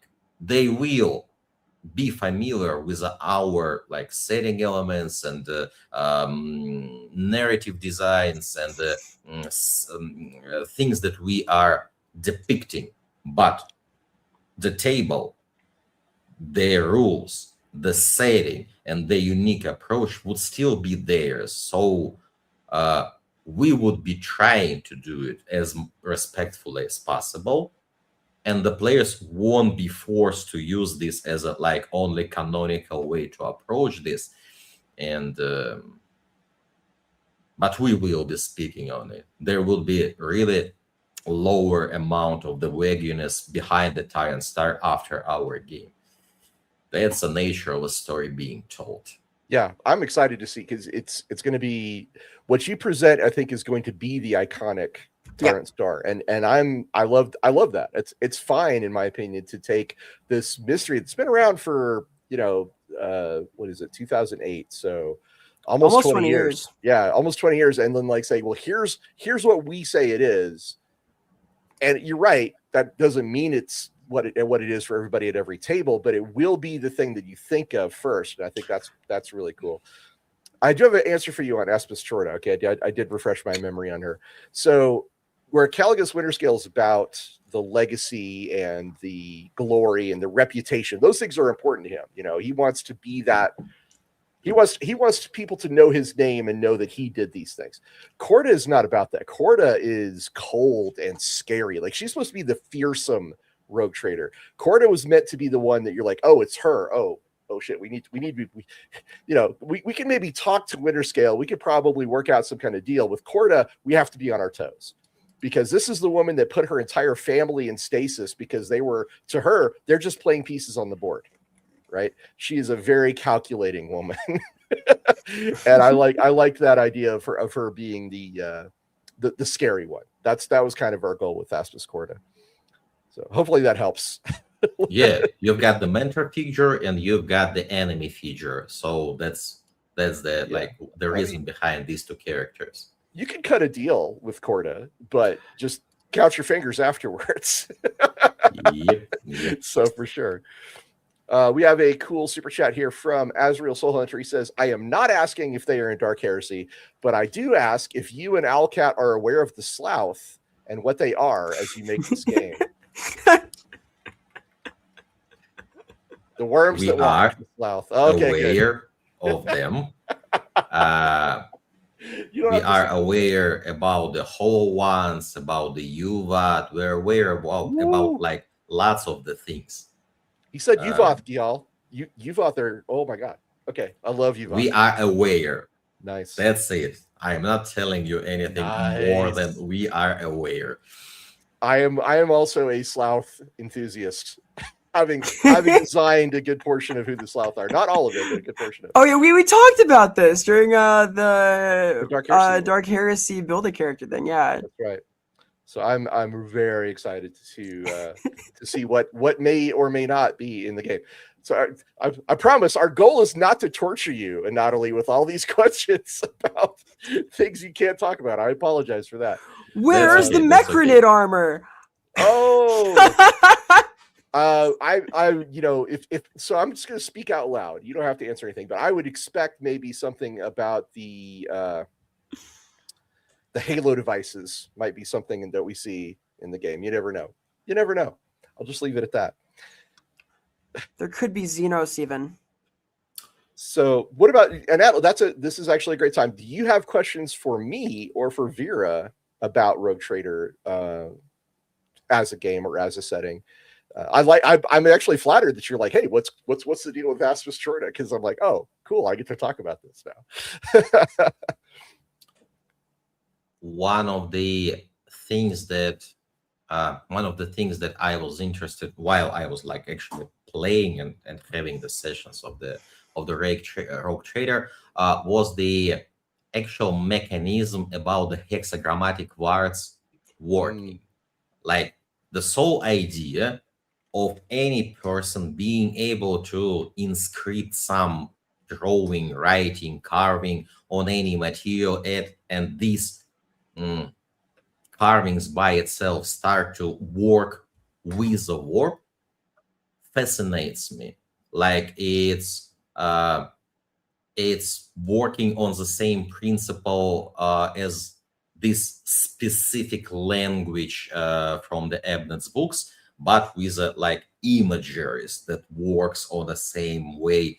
It's more of the Platonic idea of true imagery of things. I don't know, like what was the design idea behind the drawings being able to influence warp in a form of a hexagrammatic words?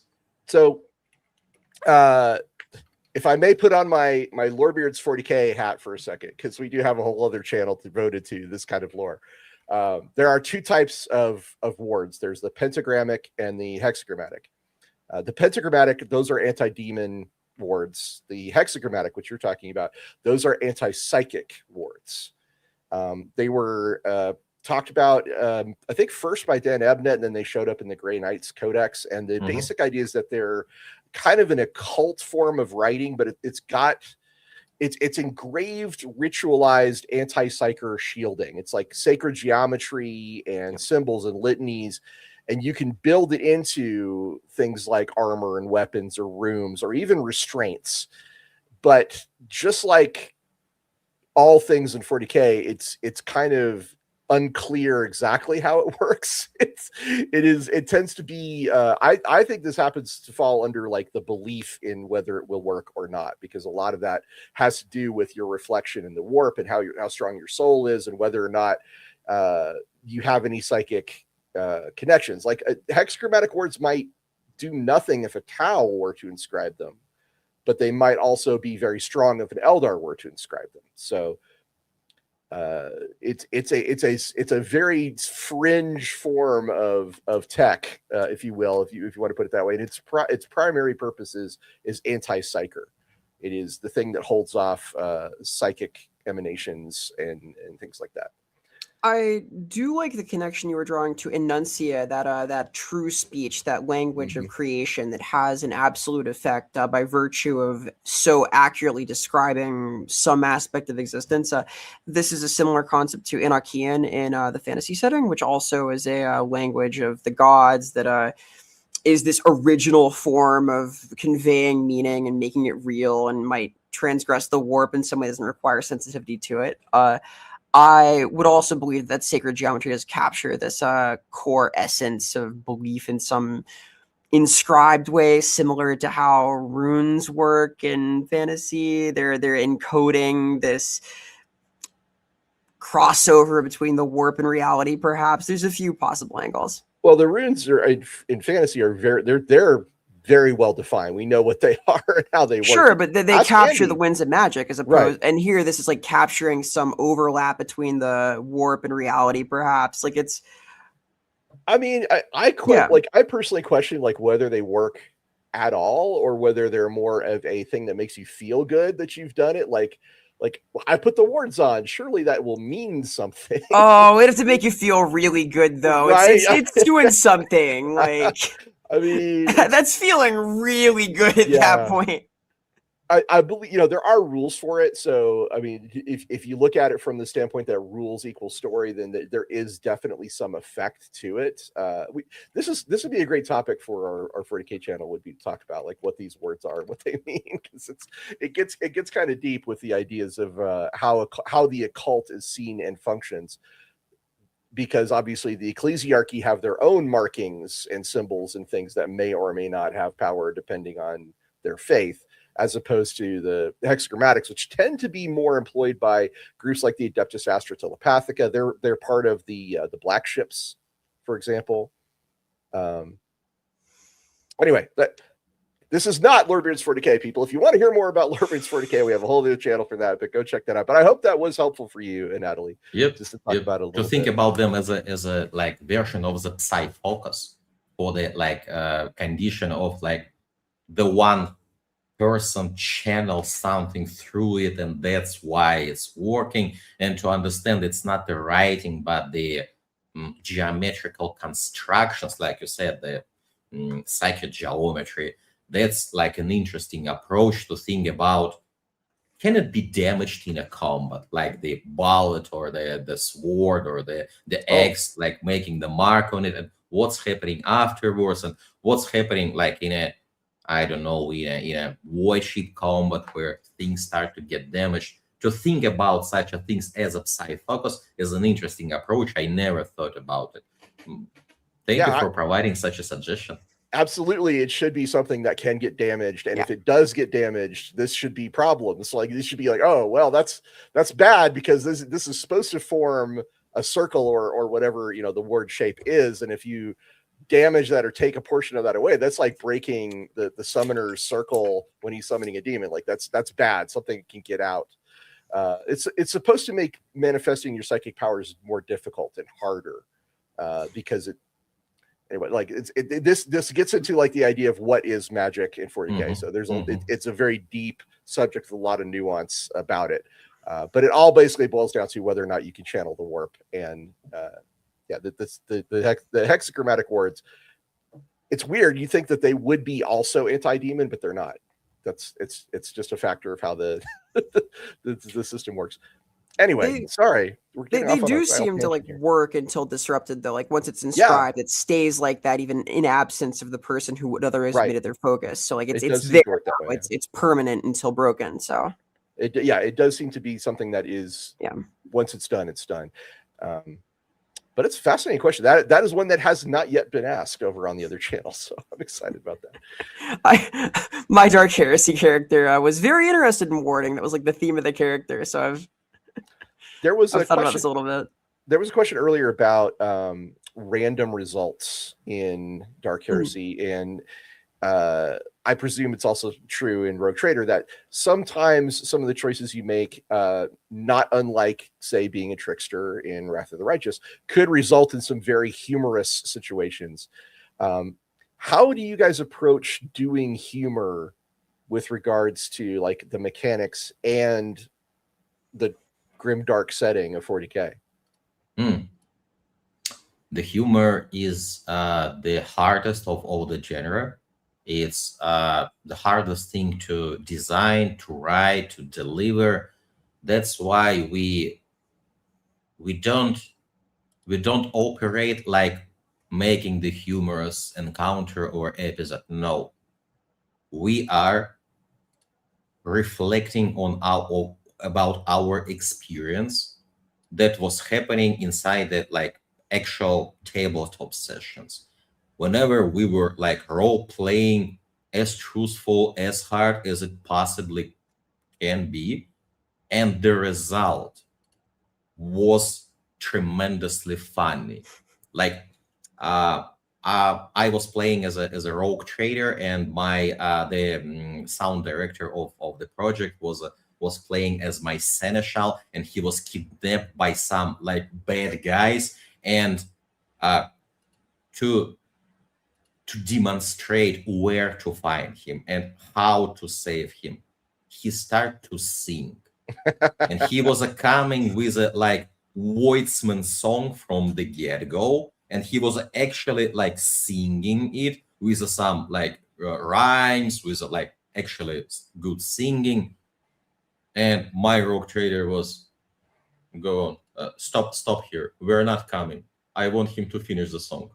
And it was pure role playing. I wasn't making fun of him. It was just role playing just the playing of the role. But this episode is what makes Warhammer fun. Just imagine such a situation. So most of our like good and humorous moments were coming from the totally serious faces, not with the idea of making fun, but with the idea of being truthful for the source, and the fun was coming as a result afterwards, something like this.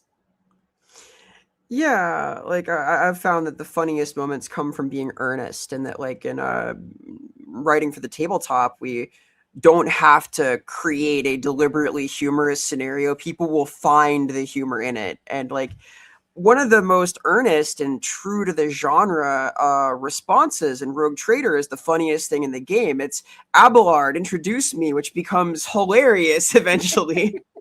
Abelard, Because destroy that planet.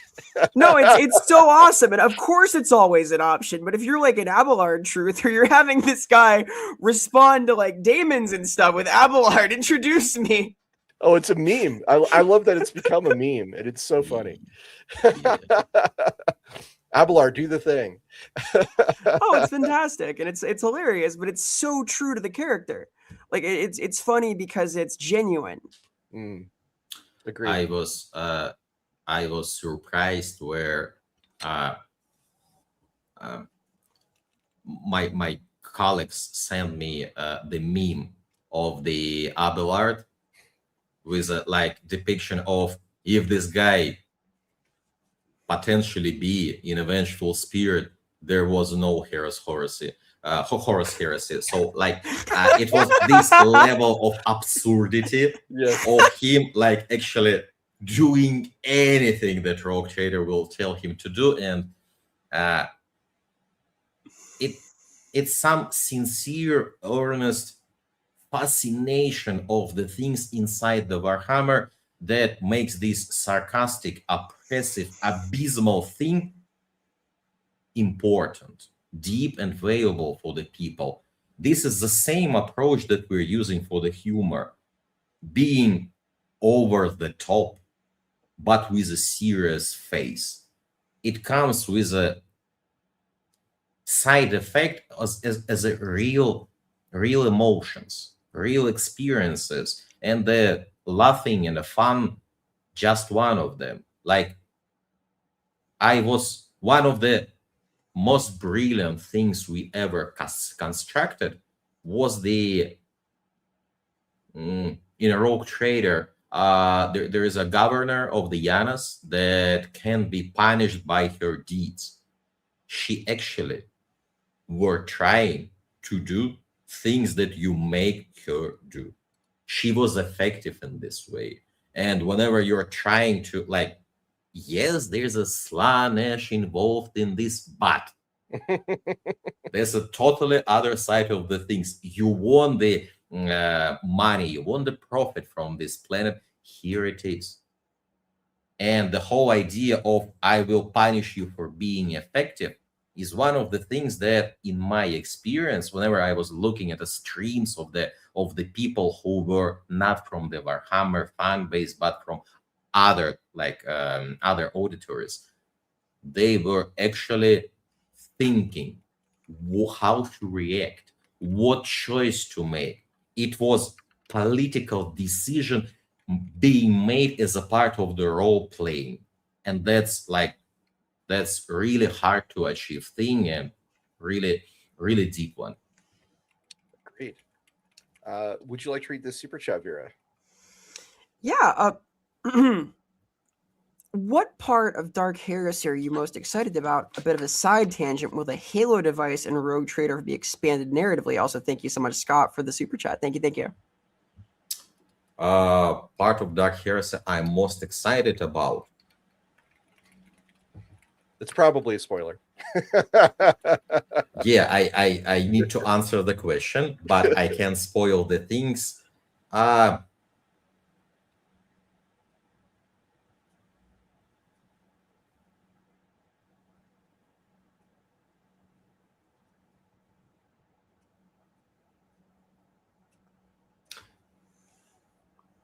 The Night Lords. Ooh. Not just the Night Lords as a faction, but how we will use them in our narrative.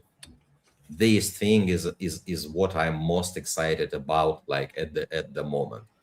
All the set of the mechanical decisions, all the set of the narrative decisions, cutscenes, environment, level design. There is a bunch of things that being used to deliver a specific subset of the emotions and experiences, and I'm really excited about.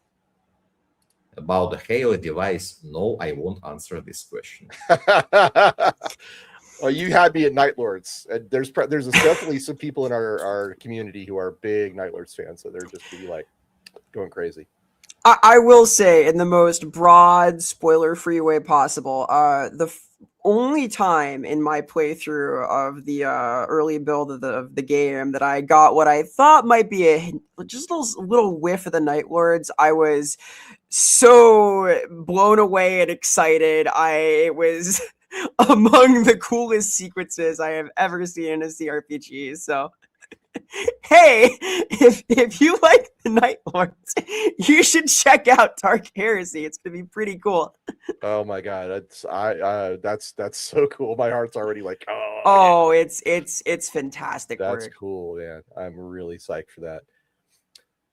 If it's okay, I'd like to circle back a little bit to the whole investigation side of Dark Heresy, because it sounds like to me, from what we discussed earlier, that your most deadly weapon in Dark Heresy might not be a bolter, it might be an accusation.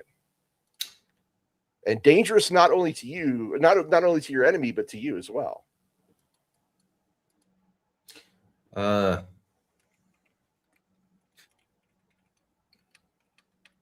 It's a right assumption. There are like pretty severe consequences for the world of your like accusations, but first and foremost, it's not a political thriller story. It's a Warhammer story. Mm-hmm. And proper Warhammer story need to be solved with a bolter, at least as one of the options. Without it, you won't feel this as a Warhammer at all. So will the accusation and your investigation and all the rappers that you're filing have a meaning? Yes. Will it be significant? Yes. Will it be replacing the bolter fire and the power swords and all the psychana and all the tactical maneuvering? No. It's different sides of the being inside the Inquisition. You can't be just filing reports. Sometimes you need to take your flamer and to stand for them. That's a game. That's a story. I like that. And one of the things that you guys mentioned earlier was the idea that you can declare the investigation over very early in your you could just say, okay, we've got one thing, and that's the way it is. My question is, can the investigation go badly because you've spent too much time and effort being thorough and trying to be certain about what's really happening? No. We don't. One of the reasons, one of the lessons that we've learned through the previous games, we are not using the time pressing for the player. Okay. People read with a different speed. People play with a different speed. To make some like velocity as a guideline is to tell that anyone outside of this velocity would be either too effective or like not comfortable enough with playing the game. So that's why we're not using the actual like timers in a game. You can pick which like investigation you will take at first place, which you will take in a second place, and that's the decision that will emulate the time passing by. But inside any, we call it arc, inside any arc, you can spend as much time that you want. You can do whichever you want, and the consequences would be not in terms of you spending time. It would be your immersion as a player, as a prize in a result. You will be knowing more, you would be operating with more details, you would gather more clues, you will speak with more of the characters, you will understand the situation better. But it's important only if you cherish such an understanding. If not, you will be able to progress in an expedite way. There are people who play our games not without reading. They are just playing combat. They love our combat design.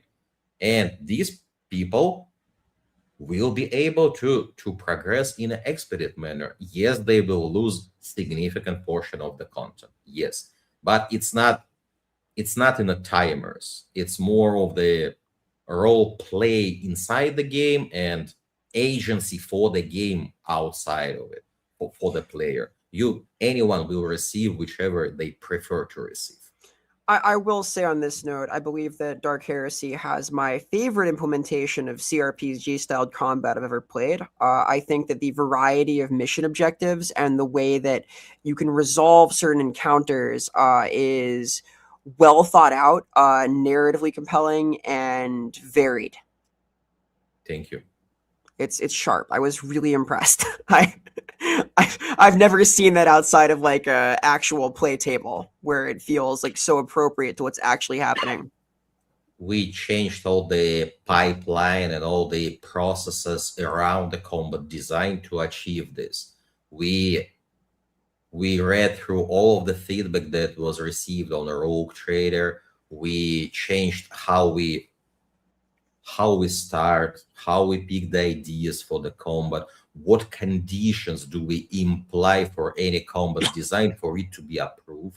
So, for example, for any combat for the Dark Heresy, we are consciously asking ourselves what can be done in a different way after the save load. And if the answer is nothing, we are changing something.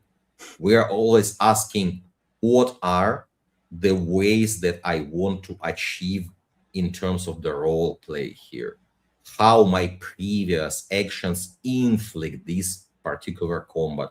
What are the different ways to enter it? What are the different ways to close it?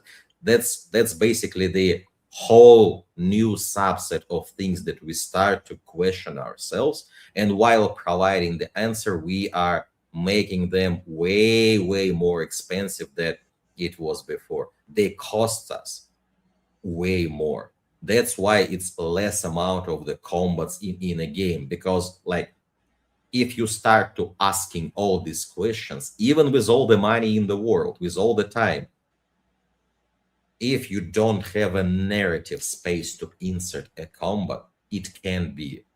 You just can't cross all the dots, answer all the questions without the narrative backbone and without the environment backbone for it to appear. That's the like one of the small revolutions that we made to achieve the stated result. Yeah, because of the way I played through, I went quite some time without hitting my first combat. And when I did, it was hard because I was playing one of the harder difficulties of the game, which are quite difficult, by the way. And I had a lot of fun trying to find a solution and trying different angles and coming back to it later and finding a combat that I could find a good solution for and using that to develop my skills and routing around. And it was very compelling.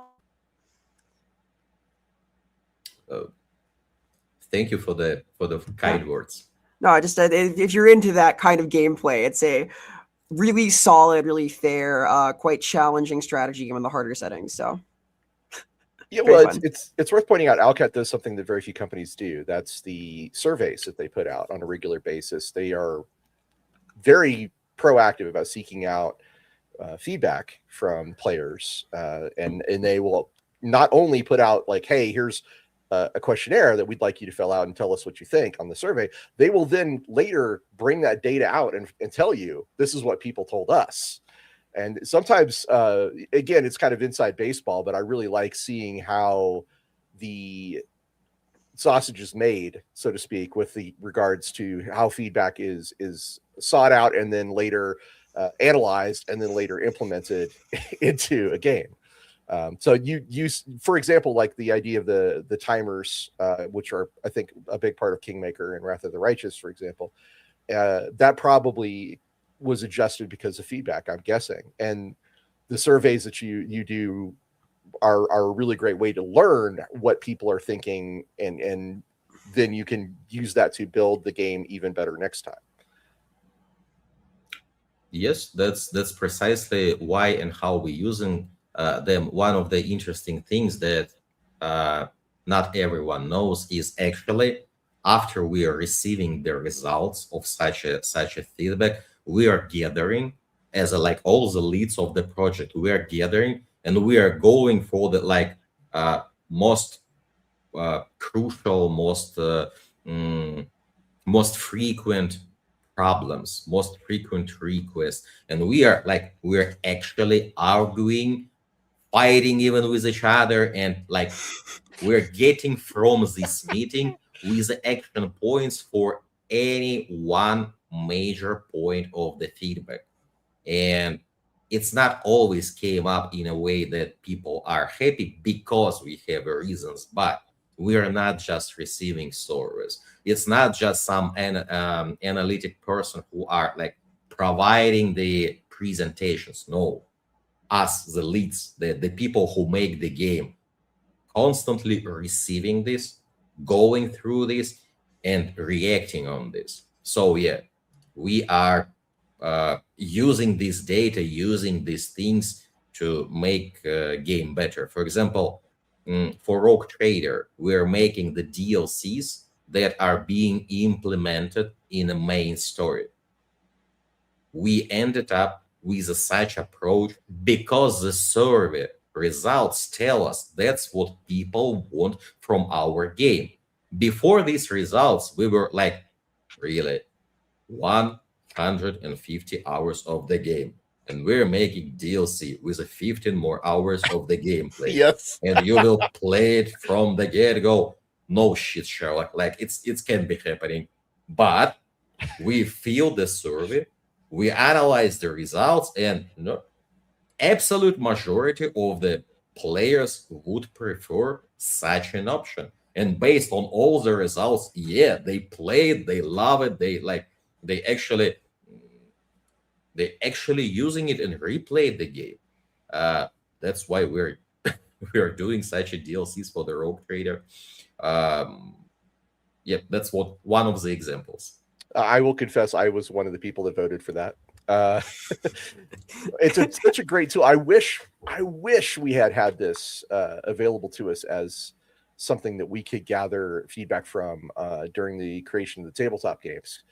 And we had our playtest groups, and they would give us feedback on how we were doing, but it's just not the same to get get the much wider reach that you can with the survey using the Steam, for example, as your platform. I'm assuming it's probably also on Good Old Games, but I haven't. I primarily use Steam.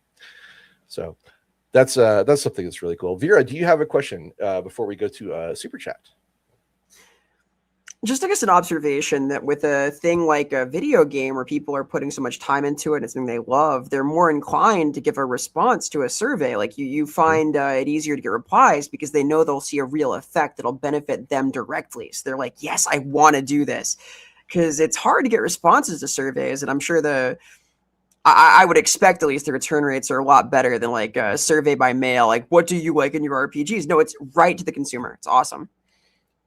Well, it's because they put so much time and effort into the surveys that made me think they were taking it seriously. That's why I was like, oh, this is really cool. It's not just like, here's a bunch of questions.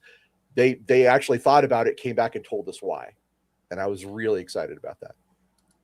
First and foremost, it comes from really passionate, careful, and top level work with the community. Our community cherish the audience. They are actually with them. They open, they are honest, they are curating the constructive thing, even about the things that we don't like to hear or don't like to see.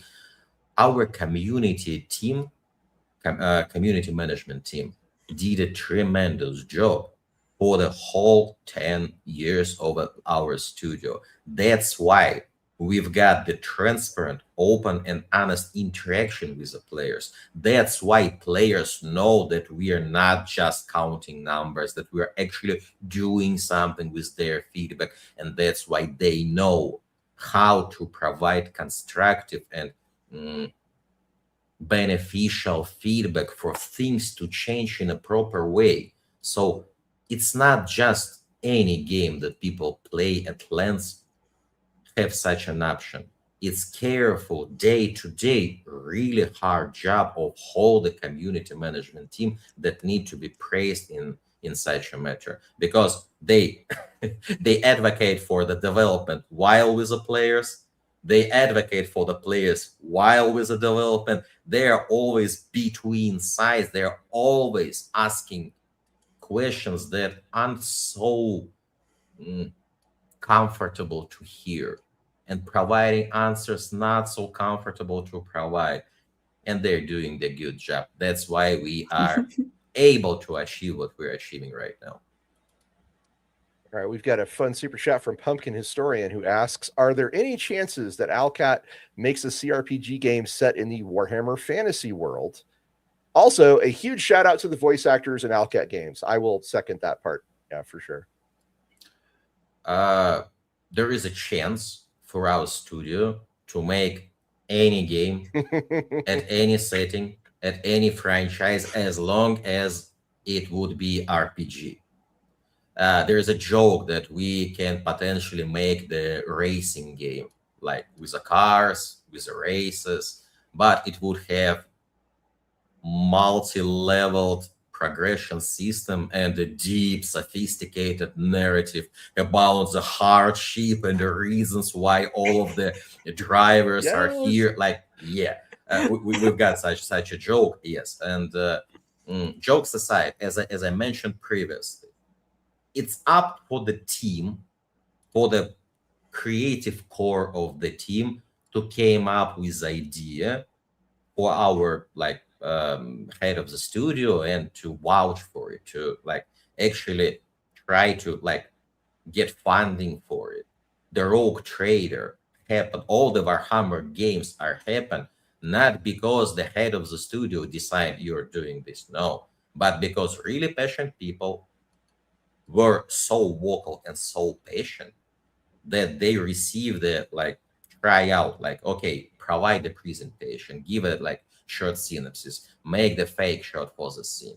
And it was good ideas that ended up showed to the GW, that ended up with agreement, and we ended up making hell of the game for the Rogue Trader. That will stay true for any idea, for any setting, for any franchise. Okay, that's a good answer. I've got one for Dark Heresy, and I'm trying to find a way to phrase this where it won't have to be spoilerific. So there's usually a line when you're in stories about the Inquisition. There's usually a line between where the Inquisitor is doing what they think is necessary and the Inquisitor becoming the thing that they're supposed to fight against. And I'm going to say, where do you feel that line lies? Is probably the best way for me to put it without asking for a spoiler. Oh, how to answer this question? Let's say it like this. There will be different faces of the Inquisition, different persons that answered for this particular question in their unique way. And before answering for this question for himself, the player will look and play and interact with the others' answers for this particular question. Significant part of the inquisitorial subset of the story would be evolving around these ideas. Mm-hmm. But that's the most I can give you without spoilers. No, that's fair. That's fair. That's a good answer. And for anybody out there who's curious about why I asked this question, there's various ways to break down the Inquisition. One of the ways you can talk about the Inquisition is the idea of the Puritan versus the radical, whereas the Puritan is the one that sticks most closely to what the Imperium represents, and the radical is one who tends to stray further into more unconventional means of achieving his goals. Now, you would think that the radical, is the one who would most often become what he hunts, but that's not necessarily true. Puritans can also become so obsessed that they can become a threat to the Imperium that has to be dealt with as well. And as a guy who created the Radicals Handbook for Rogue Trader, Dark Heresy, I thought it was important to point that out. Vera, you're smiling like you know something about this. I just note that if memory serves, one of the philosophies you can pursue in Dark Heresy is Xanthite, so you can be you can get creative. That's your favorite, isn't it, Vera? I like the Ablationists, right? Which are they're a version of Xanthites that go even further. They're the bit. Yeah, they're so Xanthites, for people who know, Xanthites like to use chaos against chaos. They feel like that is a reasonable thing to do. The Ablationists are like, yes, but it damns us in the process. We are martyrs. We are martyrs for the Imperium for doing this. We are taking the sin upon ourselves of using chaos against chaos. It's a minor difference, but it's a very important one. And I'm hugely simplifying, but again, this is not the Lorebeards 40K channel. So, all right, your turn to ask a question, Vera. Go ahead.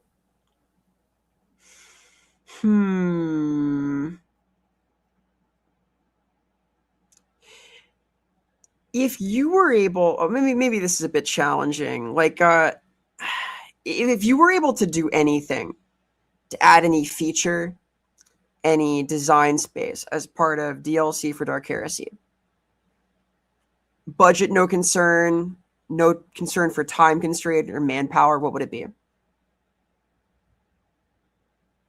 The Ambulon.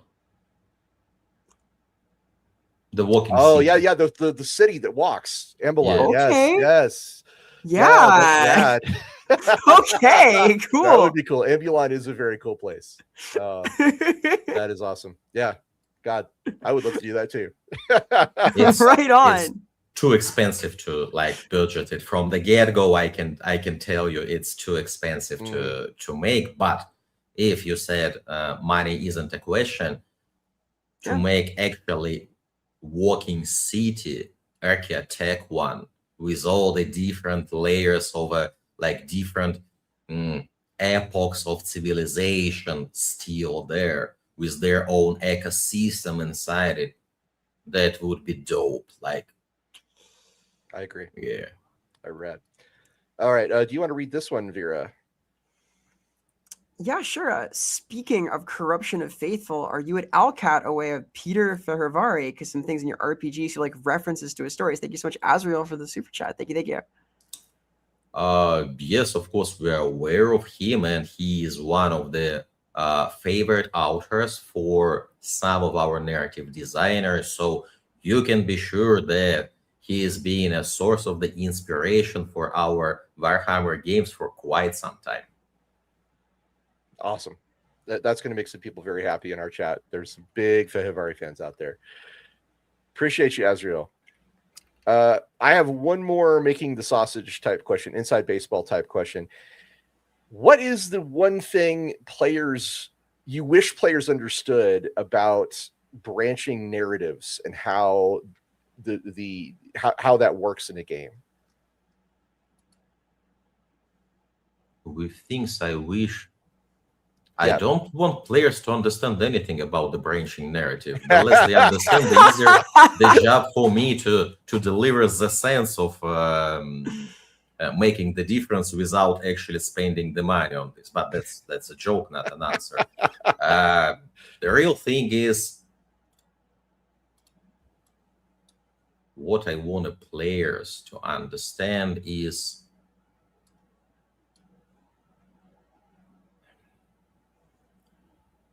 that any decent person loves different things and have passion in different things.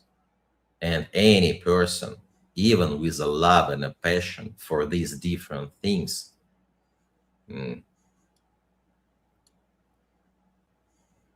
make this in a different way. Not anyone can influence the work process with their love. Not any person can evangelize the some faction or some choice or some mechanic in a same level as others. So because we are real people, because we are different, not every aspect of the game has equilibrium with all others. There's always would be people who love something and feel this particular thing is under-delivered. And what I want the players to understand, this comes not from us not give a shit. No, it comes from us being a real people with differences, with a difference in how we explore things, how we invest in things, and how we do things. It's not comes with us not loving the thing. And of course, we're trying to make things on the same level of love and attention. It's just not always possible, but we're trying. Good answer. I like that one. I do have a follow-up on Dark Heresy, though. I'm going to imagine from the investigatives gameplay that the idea of trustworthiness of the people that you talk to, the NPCs, I imagine that's going to be something that's a challenge because there's going to be characters that you don't want to trust, but you probably should. And there's going to be characters you probably shouldn't trust, but you probably need to. And I imagine that is a interesting thing to balance when you're talking about investigations and being able to put faith in the answers and things that you receive. The detective simulators as a genre work with this dilemma for from the very beginning of the first game of this genre. So basically, the consensus in how to approach such a thing, not just in our game, but just in general, is to provide evidences.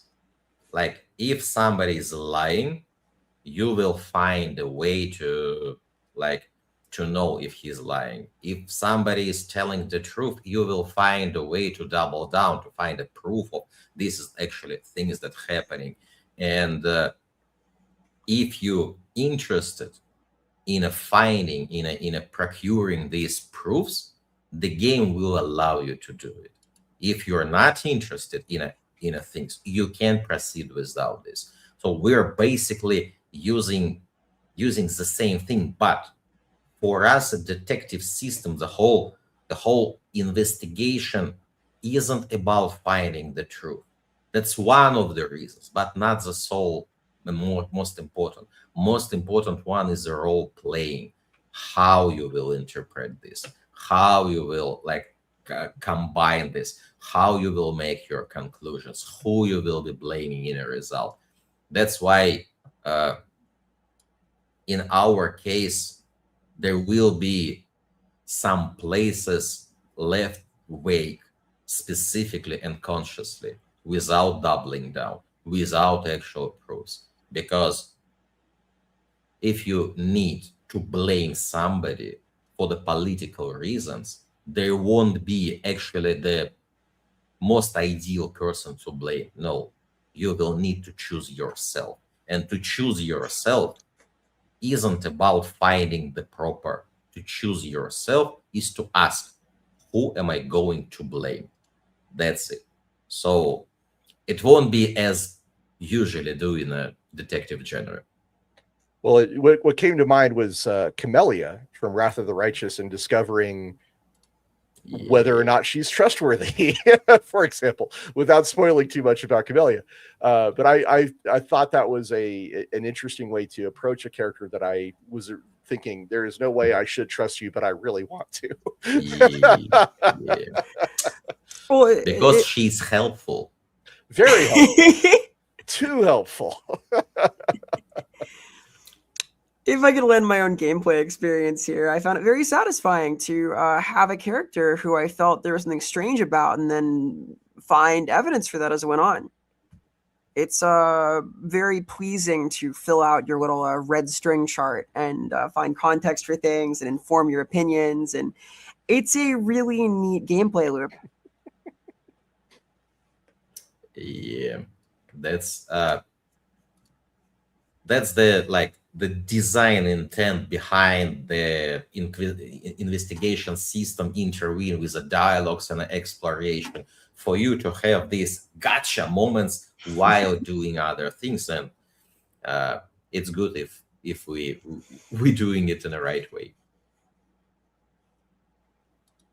That is cool. I don't know. I have so many questions here, but I guess that I think the question, I mean, we're getting into like, I want to try to avoid spoilers. So is there an idea you can share with us about an unsettling, mundane detail that you can put into a 40K location before you ever show the monster that you could share with us?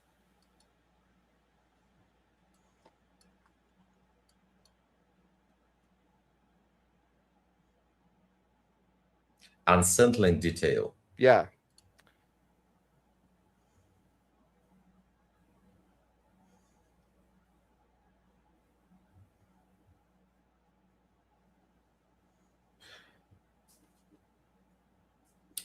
The absence of usual things can be even more horrifying if put in the right surrounding. Like if there is a dirt around you, if there is all the muddy water around you, but small clear path, you would be horrified to use this path.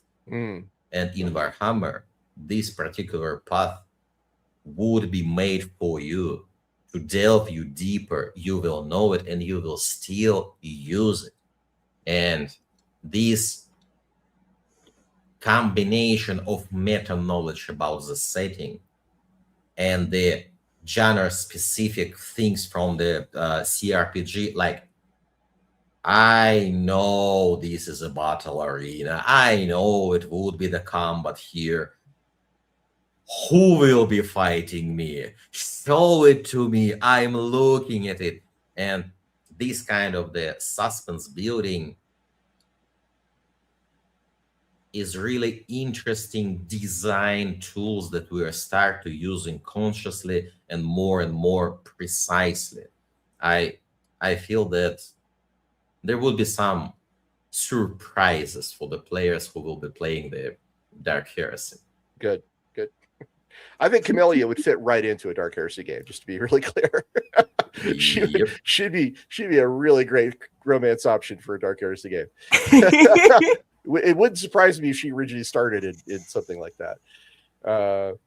What's your question, Vera? It's your turn.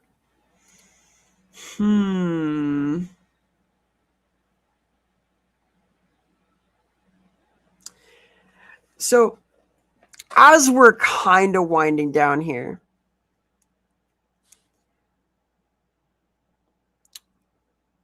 what would you want to tell people who are considering trying one of Owlcat's games for the first time, who are curious about Dark Heresy, who are tempted perhaps to what they've heard today? What would you want them to know?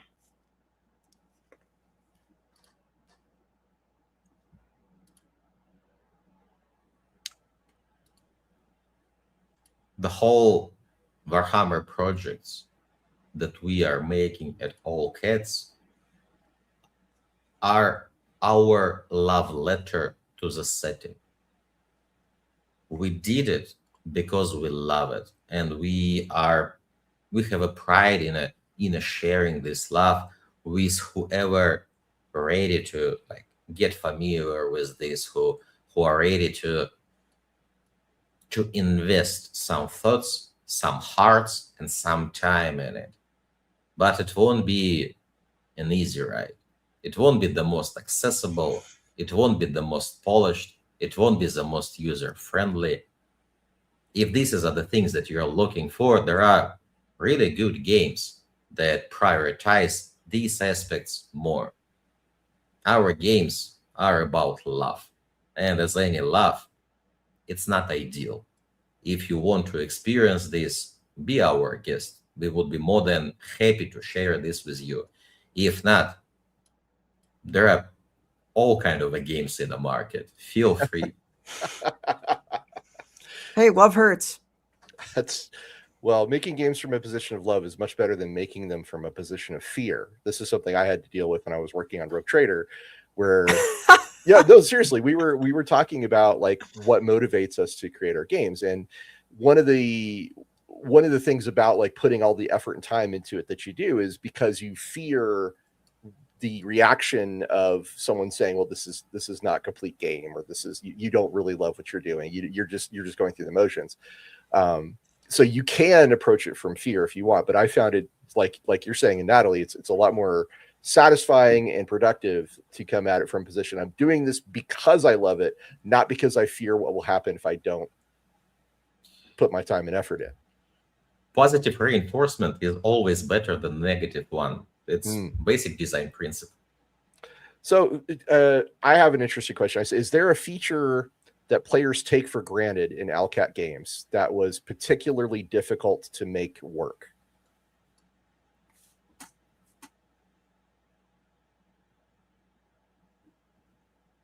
For granted. Yeah, something that they take for granted.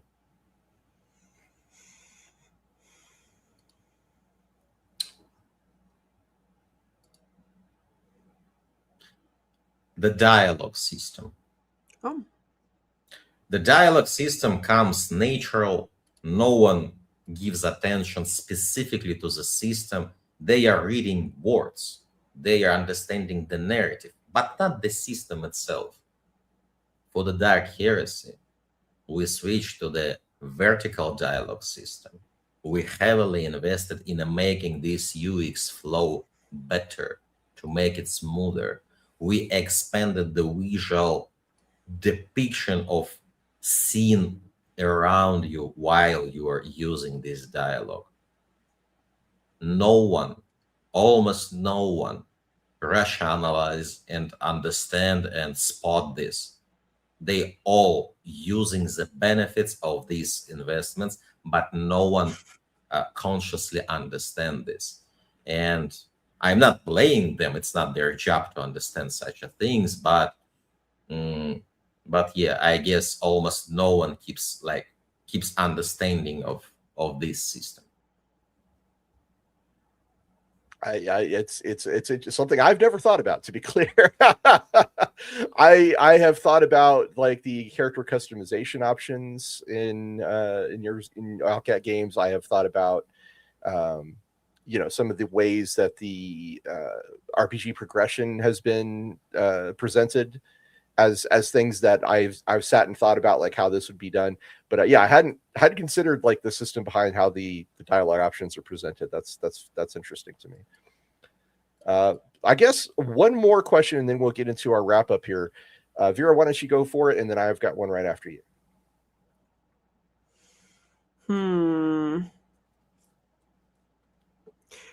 Who's your very favorite character out of Rogue Trader and Dark Heresy?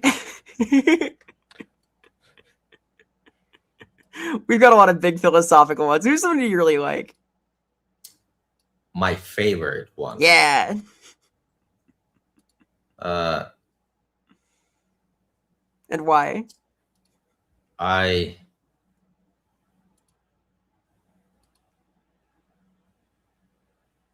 say Vladimir from the Footfall. And I believe in this character. I believe in him, in every word he's saying, at any depiction that he's providing, at any decision that's being implied for him. He's one of the most real characters I've ever received in a video games, and I feel there is a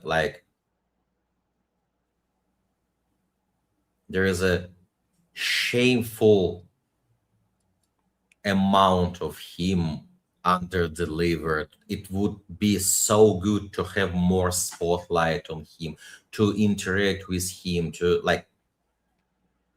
it would benefit the game and the player experience in a significant way. But as a professional, I understand that any other person inside the team has different answer, but the same feeling. The player experience would benefit in a significant way. And we've had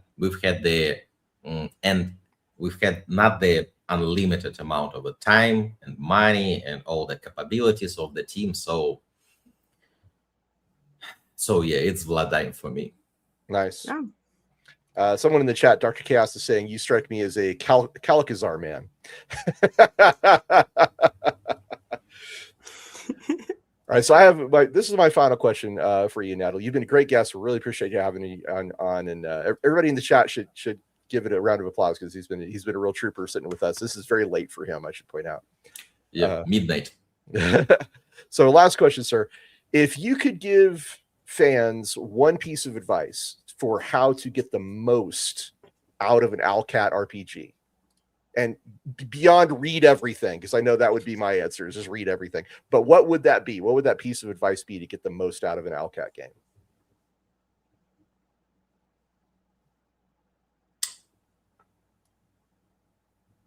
Don't use guides on your first walkthrough. Try to do it yourself. There are things specifically designed for you to come up with ideas, to solve the problems. And in any case, when you will be doing it yourself, you will experience the game we envision. That would be the suggestion. I'm guilty of using guides. Not on my first playthrough, but I am definitely guilty of using them. There's some really good ones out there. Vera, have you used guides on Owlcat games? Not even one. I envy you. Exception. For the super hard mode in Kingmaker, I looked up a build because oh my god, it's so hard to do. I am not very far in on that playthrough. Oh my god, but that's the exception because Well, the mechanics for all of Owlcat's games, with which I haven't played the Expanse, but with all the games that they have so far, the depth and the complexity in the mechanics, I think, definitely strongly urges people like me to get a guide. Sometimes those damn owlbears in Kingmaker just kill me. I'm not blaming you for using guides. That's a normal and a natural reaction. I am just suggesting that the first time you're experiencing something, you will try to experience it yourself. That's it. No, it's a good. I mean, this is great advice because if I without using the guide, I wouldn't have my stories about those damn owlbears and how many times they killed me in Kingmaker. But no, seriously, it's actually really, really good advice. Yes. Guides are useful and helpful, but to get the most out of the game on your first playthrough, it's probably best experienced organically, because that's how the creators write it. That's how they build it, is for you to experience it through a more organic story approach. So yeah, playing it blind, Dr. Chaos. Thank you for pointing that out. All right, and Natalie, if people want to find out more about you and Owlcat on the internets, where do they go? We've got one of the friendliest Discord servers ever. So I suggest anyone who want to be a part of our community, just join the Discord server. For anyone looking into more formal side of the things, we've got official site with all the news, with beautiful professional photos, with all this company jazz. Feel free to visit it. Aside from this, the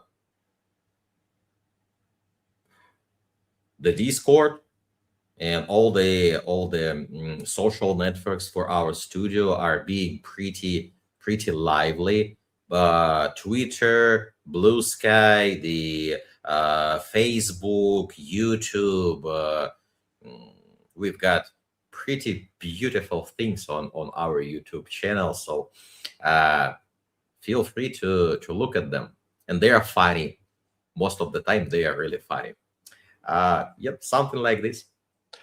Yeah, actually, somebody in the chat just reminded me of Nenio's personal quest from Wrath. Oh, that does. Yeah, guides were really important for that. The puzzles, but it was such a good quest. It's a great quest. All right, Vera, where can people find you on the internets? Yeah, I'm Vera Samilla on all platforms. I make stuff. I do things. I was just on a YouTube video about Warhammer. It came out today, like a funny little quiz. I can link to that in the Lorebeards Discord somewhere. It's a good laugh. So Tech was there, another of our podcasters. You'll find me. I'm Vera. I'm everywhere. This is the part of the show where I tell everybody, if you've enjoyed us going into depth about role-playing games, and especially with really great guests like Natalie and Owlcat Games, which we want to express our deepest thanks. Thank you so much for joining us today. But if you've enjoyed this, please do hit us a like and subscribe so that we can continue to exist on the internet as a show. We are broadcasting every Monday from 2 to 5 Mountain Time. This is a special episode. We had to adjust our time a little bit for the Owlcat crew. It was absolutely worth it. And you can also find me on Lorebeards 40K on Wednesdays and Saturdays from 2 to 5 Mountain Time. And I have a Patreon that I will put up on screen just briefly if people want to see more of my stuff, which does regard to role-playing games and occasionally crosses over to 40K and 40K roleplay. So you can find me there if you want to see more of our stuff. Natalie, it's your turn to give your final thoughts before you head out. My final thought. Sure. Anything you want. If there is a different words for the demons and the psychers, this means that the channel with the warp is two-sided, and there is a different channels that are going through the warp for the psychers and through the warp to the demons. That means that the demons and the warp and the psychers are interconnected. This is a interesting setting detail that that can be evolved into egregor side or into Goetia side, which are interesting thing to think about. That would be the thing. Yeah, the short version is that psychers typically burn brighter in the warp. Their souls are brighter, and they attract demons more often than usual. So that's like the short version of that answer. But yeah, you're right. It's fascinating to talk about these kinds of things. Why we love this show. We had a cool talk about how the Emperor can function as just like a chaos god a while back, and that was sort of related to this, I think, and how that can filter the powers of psychers and where that fits into this. But there's a lot of cool metaphysics. I'm sure Ross would love to talk to you further about ideas in this setting. You know, just saying. For sure. That's the episode. The title of that episode you're talking about is The Power of Faith. Yes. And you were a guest on that. It was awesome. We did Yes, I was deep into the metaphysics of 40K in that episode. I like those also. Thank you guys so much for joining us today on Lorebeards 40K. Lorebeards Role-Playing. Got to remember what show I'm on, Ross. And thank you so much, Natalie and Owlcat, for joining us and sharing all the creativity. This was amazing. You were a fantastic guest. Really appreciate your time. Thank you for staying up late. I had a lot of fun. Really great time. Thank you for having me. Buy Dark Heresy. Buy Dark Heresy. Buy Dark Heresy. Buy it. Buy it. Buy it. Bye now. Bye-bye. Cheers, everyone.